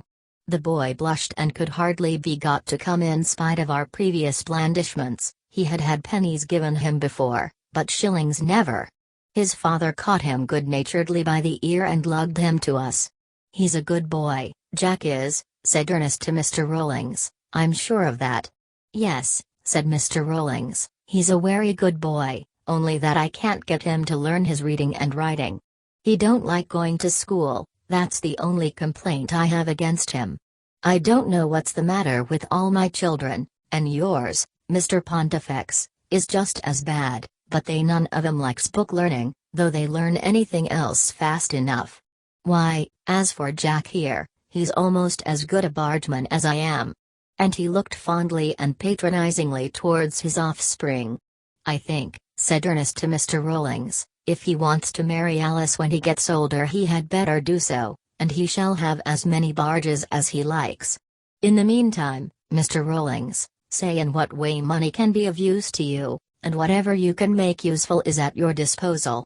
I need hardly say that Ernest made matters easy for this good couple. One stipulation, however, he insisted on, namely, there was to be no more smuggling, and that the young people were to be kept out of this, for a little bird had told Ernest that smuggling in a quiet way was one of the resources of the Rawlings family. Mr. Rawlings was not sorry to assent to this, and I believe it is now many years since the Coast Guard people have suspected any of the Rawlings family as offenders against the revenue law. "Why should I take them from where they are," said Ernest to me in the train as we went home, "to send them to schools where they will not be one half so happy, and where their illegitimacy will very likely be a worry to them? Georgie wants to be a bargeman, let him begin as one, the sooner the better. He may as well begin with this as with anything else. Then if he shows developments I can be on the lookout to encourage them and make things easy for him, while if he shows no desire to go ahead, what on earth is the good of trying to shove him forward?" Ernest, I believe, went on with a homily upon education generally, and upon the way in which young people should go through the embryonic stages with their money as much as with their limbs, beginning life in a much lower social position than that in which their parents were, and a lot more, which he has since published, but I was getting on in years, and the walk and the bracing air had made me sleepy, so ere we had got past Greenhithe Station on our return journey I had sunk into a refreshing sleep. Chapter 85. Ernest being about 32 years old and having had his fling for the last 3 or 4 years, now settled down in London, and began to write steadily. Up to this time he had given abundant promise, but had produced nothing, nor indeed did he come before the public for another 3 or 4 years yet. He lived as I have said very quietly, seeing hardly anyone but myself, and the 3 or 4 old friends with whom I had been intimate for years. Ernest and we formed our little set, and outside of this my godson was hardly known at all. His main expense was traveling, which he indulged in at frequent intervals, but for short times only. Do what he would, he could not get through more than about 1,500 a year. The rest of his income he gave away if he happened to find a case where he thought money would be well bestowed, or put by until some opportunity arose of getting rid of it with advantage. I knew he was writing, but we had had so many little differences of opinion upon this head that by a tacit understanding the subject was seldom referred to between us, and I did not know that he was actually publishing till one day he brought me a book and told me flat it was his own. I opened it and found it to be a series of semi-theological, semi-social essays, purporting to have been written by 6 or 7 different people, and viewing the same class of subjects from different standpoints. People had not yet forgotten the famous essays and reviews, and Ernest had wickedly given a few touches to at least 2 of the essays which suggested vaguely that they had been written by a bishop. The essays were all of them in support of the Church of England, and appeared both by internal suggestion, and their prima facie purport to be the work of some half-dozen men of experience and high position who had determined to face the difficult questions of the day no less boldly from within the bosom of the Church than the Church's enemies had faced them from without her pale. There was an essay on the external evidences of the resurrection, another on the marriage laws of the most eminent nations of the world in times past and present. Another was devoted to a consideration of the many questions which must be reopened and reconsidered on their merits if the teaching of the Church of England were to cease to carry moral authority with it. Another dealt with the more purely social subject of middle-class destitution, another with the authenticity or rather the unauthenticity of the fourth gospel, another was headed Irrational Rationalism, and there were 2 or 3 more. They were all written vigorously and fearlessly as though by people used to authority, all granted that the Church professed to enjoin belief in much which no one could accept who had been accustomed to weigh evidence, but it was contended that so much valuable truth had got so closely mixed up with these mistakes, that the mistakes had better not be meddled with. To lay great stress on these was like cavilling at the Queen's right to reign, on the ground that William the Conqueror was illegitimate. One article maintained that though it would be inconvenient to change the words of our prayer book and articles, it would not be inconvenient to change in a quiet way the meanings which we put upon those words. This, it was argued, was what was actually done in the case of law. This had been the law's mode of growth and adaptation, and had in all ages been found a righteous and convenient method of effecting change. It was suggested that the Church should adopt it. In another essay it was boldly denied that the Church rested upon reason. It was proved incontestably that its ultimate foundation was and ought to be faith, there being indeed no other ultimate foundation than this for any of man's beliefs. If so, the writer claimed that the Church could not be upset by reason. It was founded, like everything else, on initial assumptions, that is to say on faith, and if it was to be upset it was to be upset by faith. By the faith of those who in their lives appeared more graceful, more lovable, better bred, in fact, and better able to overcome difficulties. Any sect which showed its superiority in these respects might carry all before it, but none other would make much headway for long together. Christianity was true in so far as it had fostered beauty, and it had fostered much beauty. It was false in so far as it fostered ugliness, and it had fostered much ugliness. It was therefore not a little true and not a little false. On the whole one might go farther unfair worse, the wisest course would be to live with it, and make the best and not the worst of it. The writer urged that we become persecutors as a matter of course as soon as we begin to feel very strongly upon any subject. We ought not therefore to do this, we ought not to feel very strongly, even upon that institution which was dearer to the writer than any other, the Church of England. We should be churchmen, but somewhat lukewarm churchmen, inasmuch as those who care very much about either religion or irreligion are seldom observed to be very well-bred or agreeable people. The Church herself should approach as nearly to that of Laodicea as was compatible with her continuing to be a church at all, and each individual member should only be hot and striving to be as lukewarm as possible. The book rang with the courage alike of conviction and of an entire absence of conviction. It appeared to be the work of men who had a rule of thumb way of steering between iconoclasm on the one hand and credulity on the other, who cut Gordian knots as a matter of course when it suited their convenience, who shrank from no conclusion in theory, nor from any want of logic in practice so long as they were illogical of malice prepense, and for what they held to be sufficient reason. The conclusions were conservative, quietistic, comforting. The arguments by which they were reached were taken from the most advanced writers of the day. All that these people contended for was granted them, but the fruits of victory were for the most part handed over to those already in possession. Perhaps the passage which attracted most attention in the book was one from the essay on the various marriage systems of the world. It ran: "If people require us to construct," exclaimed the writer, "we set good breeding as the cornerstone of our edifice. We would have it ever present consciously or unconsciously in the minds of all as the central faith in which they should live and move and have their being, as the touchstone of all things whereby they may be known as good or evil according as they make for good breeding or against it.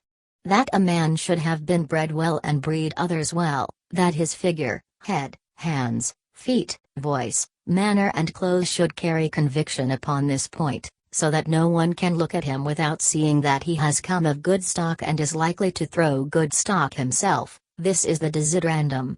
And the same with a woman. The greatest number of these well-bred men and women, and the greatest happiness of these well-bred men and women, this is the highest good. Towards this all government, all social conventions, all art, literature and science should directly or indirectly tend. Holy men and holy women are those who keep this unconsciously in view at all times, whether of work or pastime.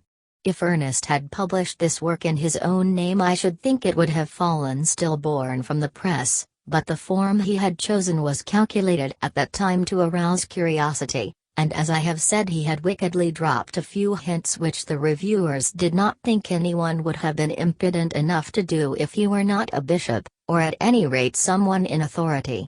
A well-known judge was spoken of as being another of the writers, and the idea spread ere long that 6 or 7 of the leading bishops and judges had laid their heads together to produce a volume, which should at once outbid essays and reviews and counteract the influence of that then still famous work. Reviewers are men of like passions with ourselves, and with them as with everyone else me ignotum pro magnifico. The book was really an able one and abounded with humor, just satire, and good sense. It struck a new note, and the speculation which for some time was rife concerning its authorship made many turn to it who would never have looked at it otherwise. One of the most gushing weeklies had a fit over it, and declared it to be the finest thing that had been done since the Provincial Letters of Pascal. Once a month or so that weekly always found some picture which was the finest that had been done since the Old Masters, or some satire that was the finest that had appeared since Swift, or some something which was incomparably the finest that had appeared since something else. If Ernest had put his name to the book, and the writer had known that it was by a nobody, he would doubtless have written in a very different strain. Reviewers like to think that for aught they know they are patting a duke or even a prince of the blood upon the back, and lay it on thick till they find they have been only praising Brown, Jones or Robinson. Then they are disappointed, and as a general rule will pay Brown, Jones or Robinson out. Ernest was not so much up to the ropes of the literary world as I was, and I am afraid his head was a little turned when he woke up one morning to find himself famous. He was Christina's son, and perhaps would not have been able to do what he had done if he was not capable of occasional undulation. Ere long, however, he found out all about it, and settled quietly down to write a series of books, in which he insisted on saying things which no one else would say even if they could, or could even if they would. He has got himself a bad literary character. I said to him laughingly one day that he was like the man in the last century of whom it was said that nothing but such a character could keep down such parts.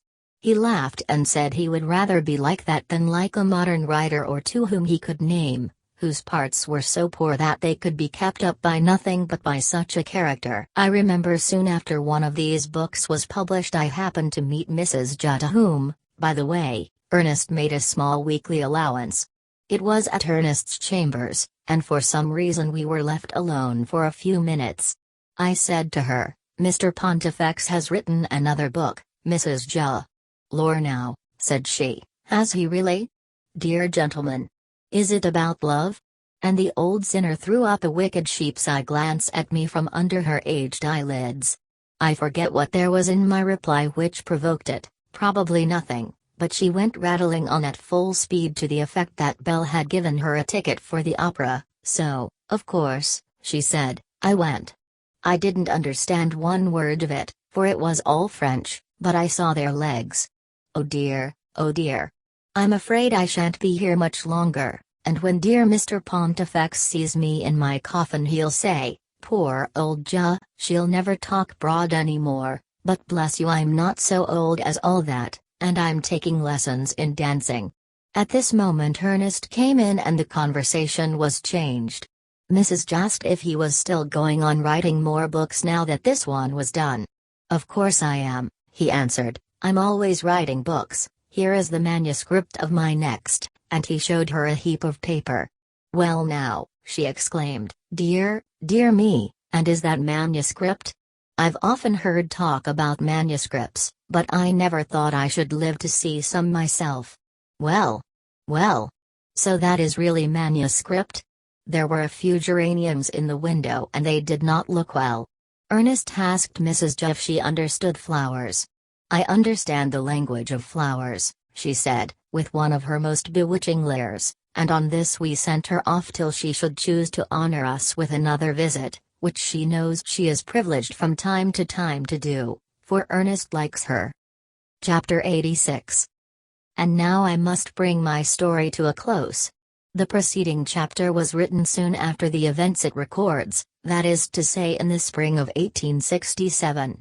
By that time my story had been written up to this point, but it has been altered here and there from time to time occasionally. It is now the autumn of 1882, and if I am to say more I should do so quickly, for I am 80 years old and though well in health cannot conceal from myself that I am no longer young. Ernest himself is 47, though he hardly looks it. He is richer than ever, for he has never married and his London and Northwestern shares have nearly doubled themselves. Through sheer inability to spend his income he has been obliged to hoard in self-defense.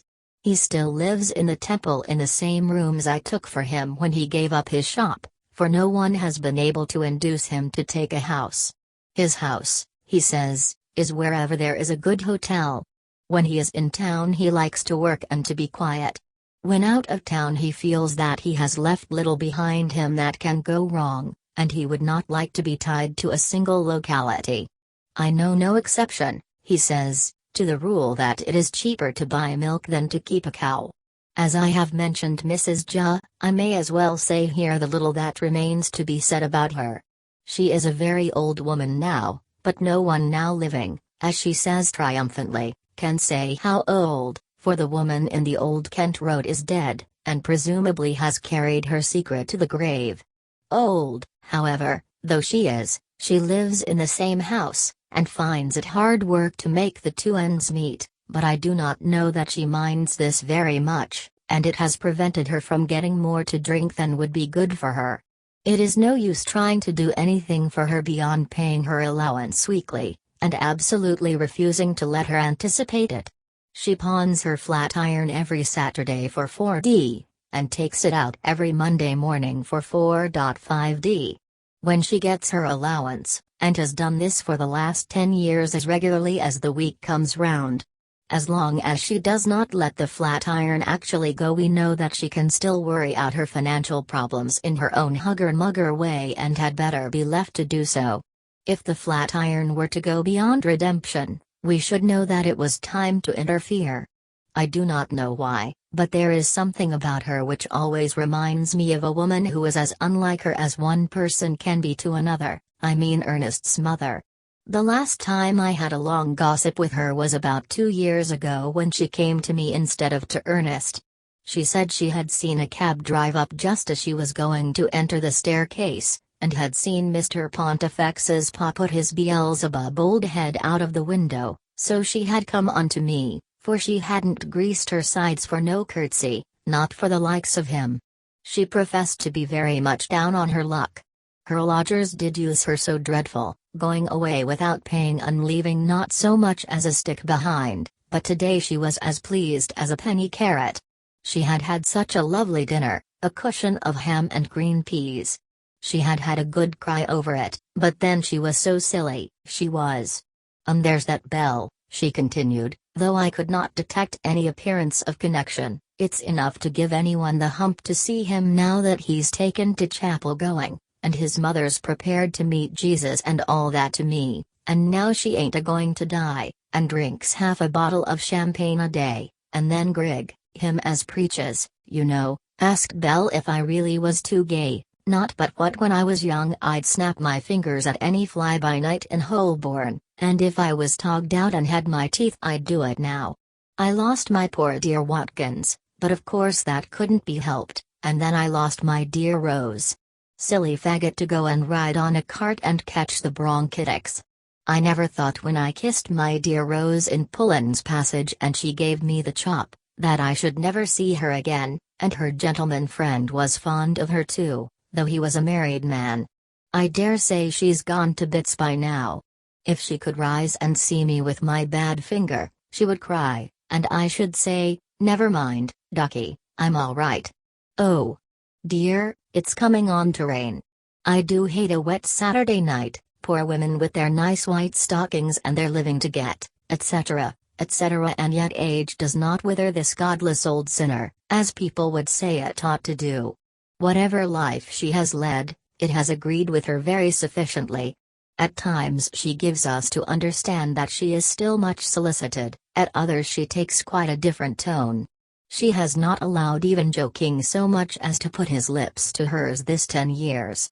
She would rather have a mutton chop any day. But you should have seen me when I was sweet 17. I was the very moral of my poor dear mother, and she was a pretty woman, though I say it that shouldn't. She had such a splendid mouth of teeth. It was a sin to bury her in her teeth. I only knew of one thing at which she professes to be shocked. It is that her son Tom and his wife Topsy are teaching the baby to swear. "Oh, it's too dreadful awful," she exclaimed. "I don't know the meaning of the words, but I tell him he's a drunken sot. I believe the old woman in reality rather likes it." "But surely, Mrs. Ja," said I, "Tom's wife used not to be Topsy. You used to speak of her as Phoebe." "Ah. Yes," she answered, "but Phoebe behaved bad, and it's Topsy now." Ernest's daughter Alice married the boy who had been her playmate more than a year ago. Ernest gave them all they said they wanted and a good deal more. They have already presented him with a grandson, and I doubt not, will do so with many more. Georgie, though only 20, is owner of a fine steamer which his father has bought for him. He began when about 13 going with old Rollings and Jack in the barge from Rochester to the Upper Thames with bricks, then his father bought him and Jack barges of their own, and then he bought them both ships, and then steamers. I do not exactly know how people make money by having a steamer, but he does whatever is usual, and from all I can gather makes it pay extremely well. He is a good deal like his father in the face, but without a spark, so far as I have been able to observe, any literary ability. He has a fair sense of humor and abundance of common sense, but his instinct is clearly a practical one. I am not sure that he does not put me in mind almost more of what Theobald would have been if he had been a sailor, than of Ernest. Ernest used to go down to Battersby and stay with his father for a few days twice a year until Theobald's death, and the pair continued on excellent terms, in spite of what the neighboring clergy call the atrocious books which Mr. Ernest Pontifex has written. Perhaps the harmony, or rather absence of discord which subsisted between the pair was due to the fact that Theobald had never looked into the inside of one of his son's works, and Ernest, of course, never alluded to them in his father's presence. The pair, as I have said, got on excellently, but it was doubtless as well that Ernest's visits were short and not too frequent. Once Theobald wanted Ernest to bring his children, but Ernest knew they would not like it, so this was not done. Sometimes Theobald came up to town on small business matters and paid a visit to Ernest's chambers. He generally brought with him a couple of lettuces, or a cabbage, or half a dozen turnips done up in a piece of brown paper, and told Ernest that he knew fresh vegetables were rather hard to get in London, and he had brought him some. Ernest had often explained to him that the vegetables were of no use to him, and that he had rather he would not bring them, but Theobald persisted, I believe through sheer love of doing something which his son did not like, but which was too small to take notice of. He lived until about 12 months ago, when he was found dead in his bed on the morning after having written the following letter to his son: Dear Ernest, I've nothing particular to write about, but your letter has been lying for some days in the limbo of unanswered letters, to wit my pocket, and it's time it was answered. I keep wonderfully well and am able to walk my 5 or 6 miles with comfort, but at my age there's no knowing how long it will last, and time flies quickly. I have been busy potting plants all the morning, but this afternoon is wet. What is this horrid government going to do with Ireland? I don't exactly wish they'd blow up Mr. Gladstone, but if a mad bull would chivvy him there, and he would never come back any more, I should not be sorry. Lord Hartington is not exactly the man I should like to set in his place, but he would be immeasurably better than Gladstone. I miss your sister Charlotte more than I can express.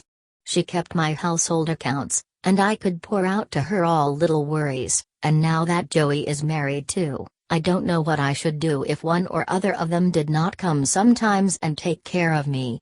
My only comfort is that Charlotte will make her husband happy, and that he is as nearly worthy of her as a husband can well be. Believe me, your affectionate father, Theobald Pontifex.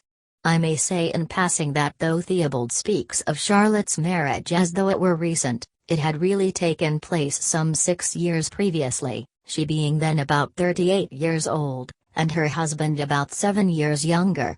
There was no doubt that Theobald passed peacefully away during his sleep. Can a man who died thus be said to have died at all? He has presented the phenomena of death to other people, but in respect of himself he has not only not died, but has not even thought that he was going to die. This is not more than half dying, but then neither was his life more than half living. He presented so many of the phenomena of living that I suppose on the whole it would be less trouble to think of him as having been alive than as never having been born at all, but this is only possible because association does not stick to the strict letter of its bond.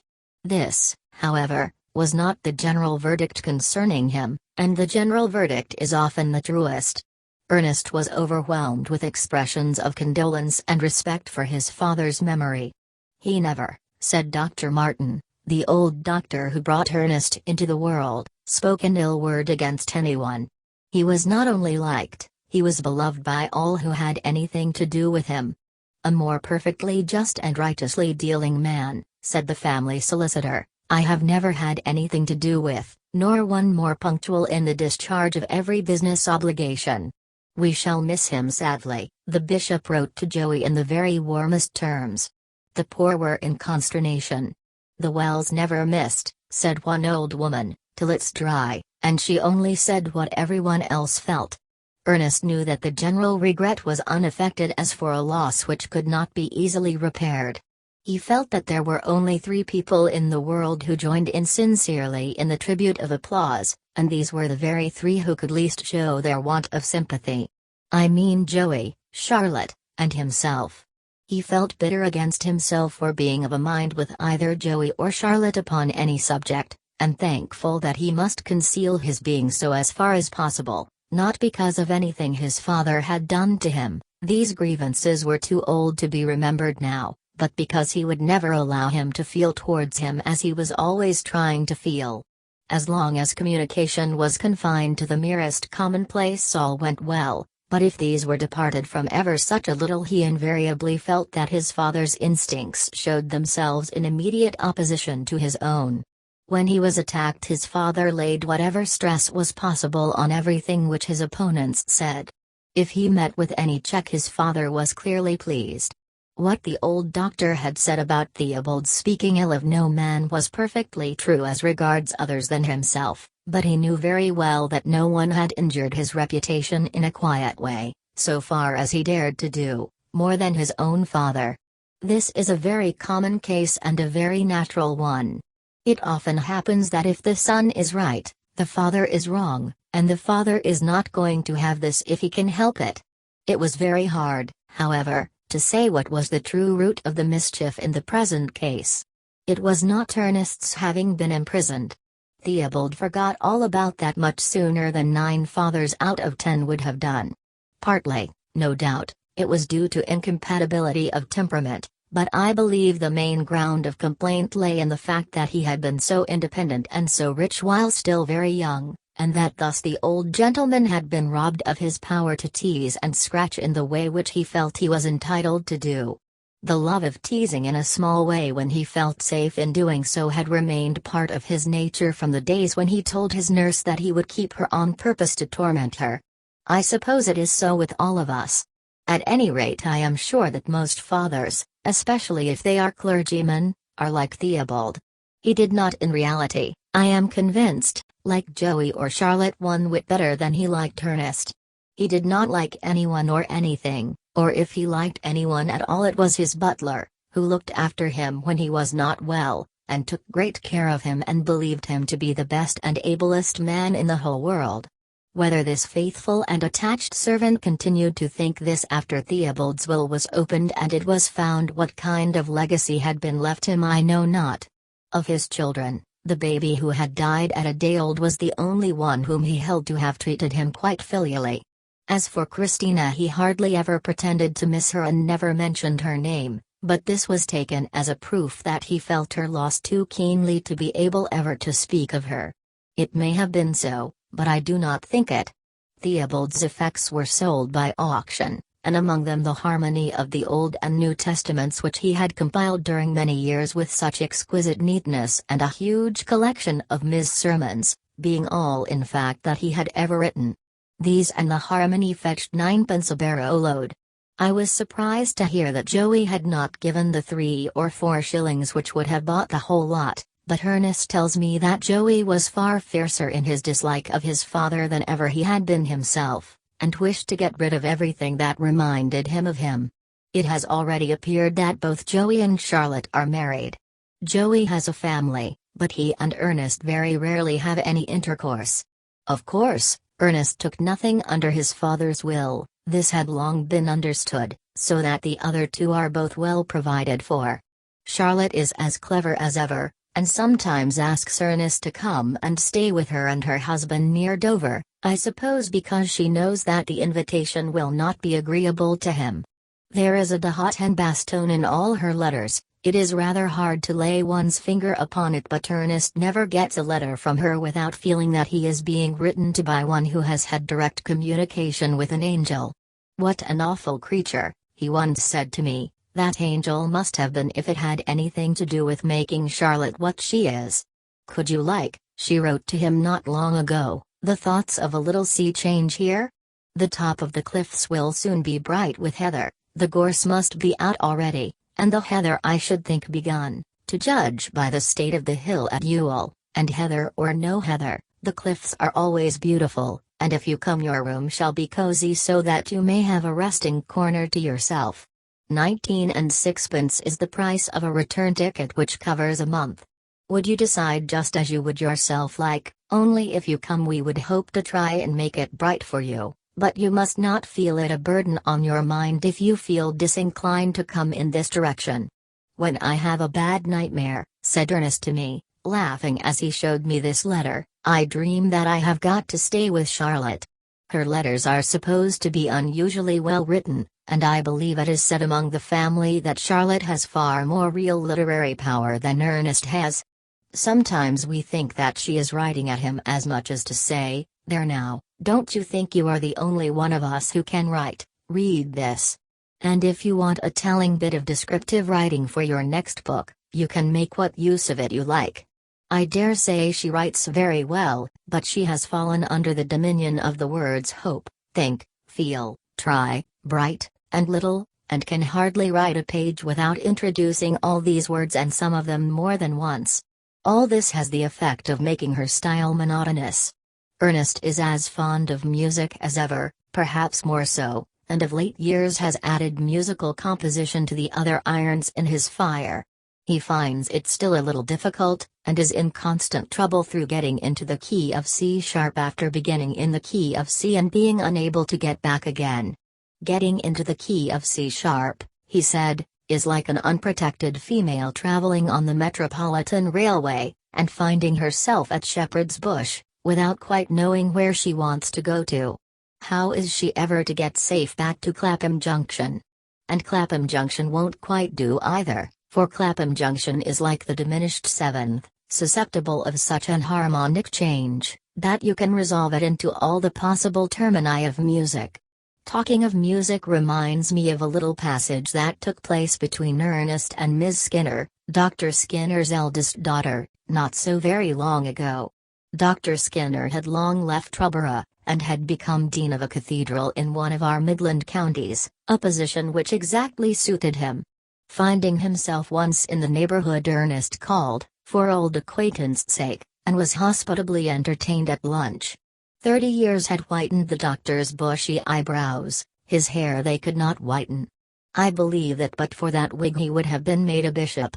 His voice and manner were unchanged, and when Ernest, remarking upon a plan of Rome which hung in the hall, spoke inadvertently of the Quirinal, he replied with all his wonted pomp, "Yes, the Quirinal, or as I myself prefer to call it, the Quirinal." After this triumph he inhaled a long breath through the corners of his mouth, and flung it back again into the face of heaven, as in his finest form during his headmastership. At lunch he did indeed once say, "Next to impossible to think of anything else," but he immediately corrected himself and substituted the words, "next to impossible to entertain irrelevant ideas," after which he seemed to feel a good deal more comfortable. Ernest saw the familiar volumes of Dr. Skinner's works upon the bookshelves in the deanery dining room, but he saw no copy of Rome or the Bible, which— "And are you still as fond of music as ever, Mr. Pontifex?" said Miss Skinner to Ernest during the course of lunch. "Of some kinds of music, yes, Miss Skinner, but you know I never did like modern music." "Isn't that rather dreadful? Don't you think you rather," she was going to have added, "ought to?" But she left it unsaid, feeling doubtless that she had sufficiently conveyed her meaning. "I would like modern music, if I could. I have been trying all my life to like it, but I succeed less and less the older I grow." "And pray, where do you consider modern music to begin?" "With Sebastian Bach." "And don't you like Beethoven?" "No, I used to think I did, when I was younger, but I know now that I never really liked him." "Ah. How can you say so? You cannot understand him. You never could say this if you understood him. For me a simple chord of Beethoven is enough. This is happiness." Ernest was amused at her strong family likeness to her father, a likeness which had grown upon her as she had become older, and which extended even to voice and manner of speaking. He remembered how he had heard me describe the game of chess I had played with the doctor in days gone by, and with his mind's ear seemed to hear Miss Skinner saying, as though it were an epitaph: "Stay, I may presently take a simple chord of Beethoven, or a small semi-quaver from one of Mendelssohn's songs without words." After luncheon, when Ernest was left alone for half an hour or so with the dean, he plied him so well with compliments that the old gentleman was pleased and flattered beyond his wont. He rose and bowed. "These expressions," he said, "voce sua, are very valuable to me." "They are but a small part, sir," rejoined Ernest, "of what any one of your old pupils must feel towards you." And the pair danced as it were a minuet at the end of the dining-room table in front of the old bay window that looked upon the smooth-shaven lawn. On this Ernest departed, but a few days afterwards, the doctor wrote him a letter and told him that his critics were a Greek text, and at the same time, Greek text. Ernest remembered Greek text, and knew that the other words were something of like nature, so it was all right. A month or two afterwards, Dr. Skinner was gathered to his fathers. He was an old fool, "Ernest," said I, "you should not relent towards him." "I could not help it," he replied. "He was so old that it was almost like playing with a child." Sometimes, like all whose minds are active, Ernest overworks himself, and then occasionally he has fierce and reproachful encounters with Dr. Skinner or Theobald in his sleep, but beyond this neither of these two worthies can now molest him further. To myself he has been a son and more than a son. At times I am half afraid, as for example when I talk to him about his books, that I may have been to him more like a father than I ought. If I have, I trust he has forgiven me. His books are the only bone of contention between us. I want him to write like other people, and not to offend so many of his readers. He says he can no more change his manner of writing than the color of his hair, and that he must write as he does or not at all. With the public generally he is not a favorite. He is admitted to have talent, but it is considered generally to be of a queer unpractical kind, and no matter how serious he is always accused of being in jest. His first book was a success for reasons which I have already explained, but none of his others have been more than creditable failures.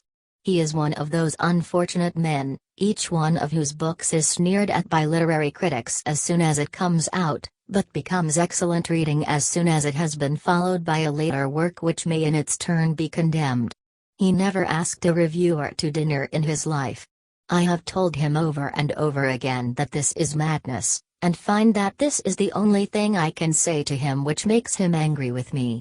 "What can it matter to me," he says, "whether people read my books or not? It may matter to them, but I have too much money to want more, and if the books have any stuff in them it will work by and by. I do not know nor greatly care whether they are good or not. What opinion can any sane man form about his own work? Some people must write stupid books just as there must be junior ops and third-class poll men. Why should I complain of being among the mediocrities? If a man is not absolutely below mediocrity, let him be thankful. Besides, the books will have to stand by themselves someday, so the sooner they begin the better." I spoke to his publisher about him not long since. "Mr. Pontifex," he said, "is a homo unus libri, but it doesn't do to tell him so." I could see the publisher, who ought to know, had lost all faith in Ernest's literary position, and looked upon him as a man whose failure was all the more hopeless for the fact of his having once made a coup. "He is in a very solitary position, Mr. Overton," continued the publisher. "He has formed no alliances, and has made enemies not only of the religious world but of the literary and scientific brotherhood as well. This will not do nowadays. If a man wishes to get on he must belong to a set, and Mr. Pontifex belongs to no set, not even to a club." I replied, "Mr. Pontifex is the exact likeness of Othello, but with a difference, he hates not wisely but too well. He would dislike the literary and scientific swells if he were to come to know them and they him. There is no natural solidarity between him and them, and if he were brought into contact with them his last state would be worse than his first. His instinct tells him this, so he keeps clear of them, and attacks them whenever he thinks they deserve it, in the hope, perhaps, that a younger generation will listen to him more willingly than the present." "Can anything," said the publisher, "be conceived more impracticable and imprudent?" To all this Ernest replies with one word only: "Wait." Such is my friend's latest development. He would not, it is true, run much chance at present of trying to found a college of spiritual pathology, but I must leave the reader to determine whether there is not a strong family likeness between the Ernest of the College of Spiritual Pathology and the Ernest who will insist on addressing the next generation rather than his own. He says he trusts that there is not, and takes the sacrament duly once a year as a sop to Nemesis lest he should again feel strongly upon any subject. It rather fatigues him, but no man's opinions, he sometimes says, can be worth holding unless he knows how to deny them easily and gracefully upon occasion in the cause of charity. In politics he is a conservative so far as his vote and interest are concerned. In all other respects he is an advanced radical. His father and grandfather could probably no more understand his state of mind than they could understand Chinese, But those who know him intimately do not know that they wish him greatly different from what he actually is.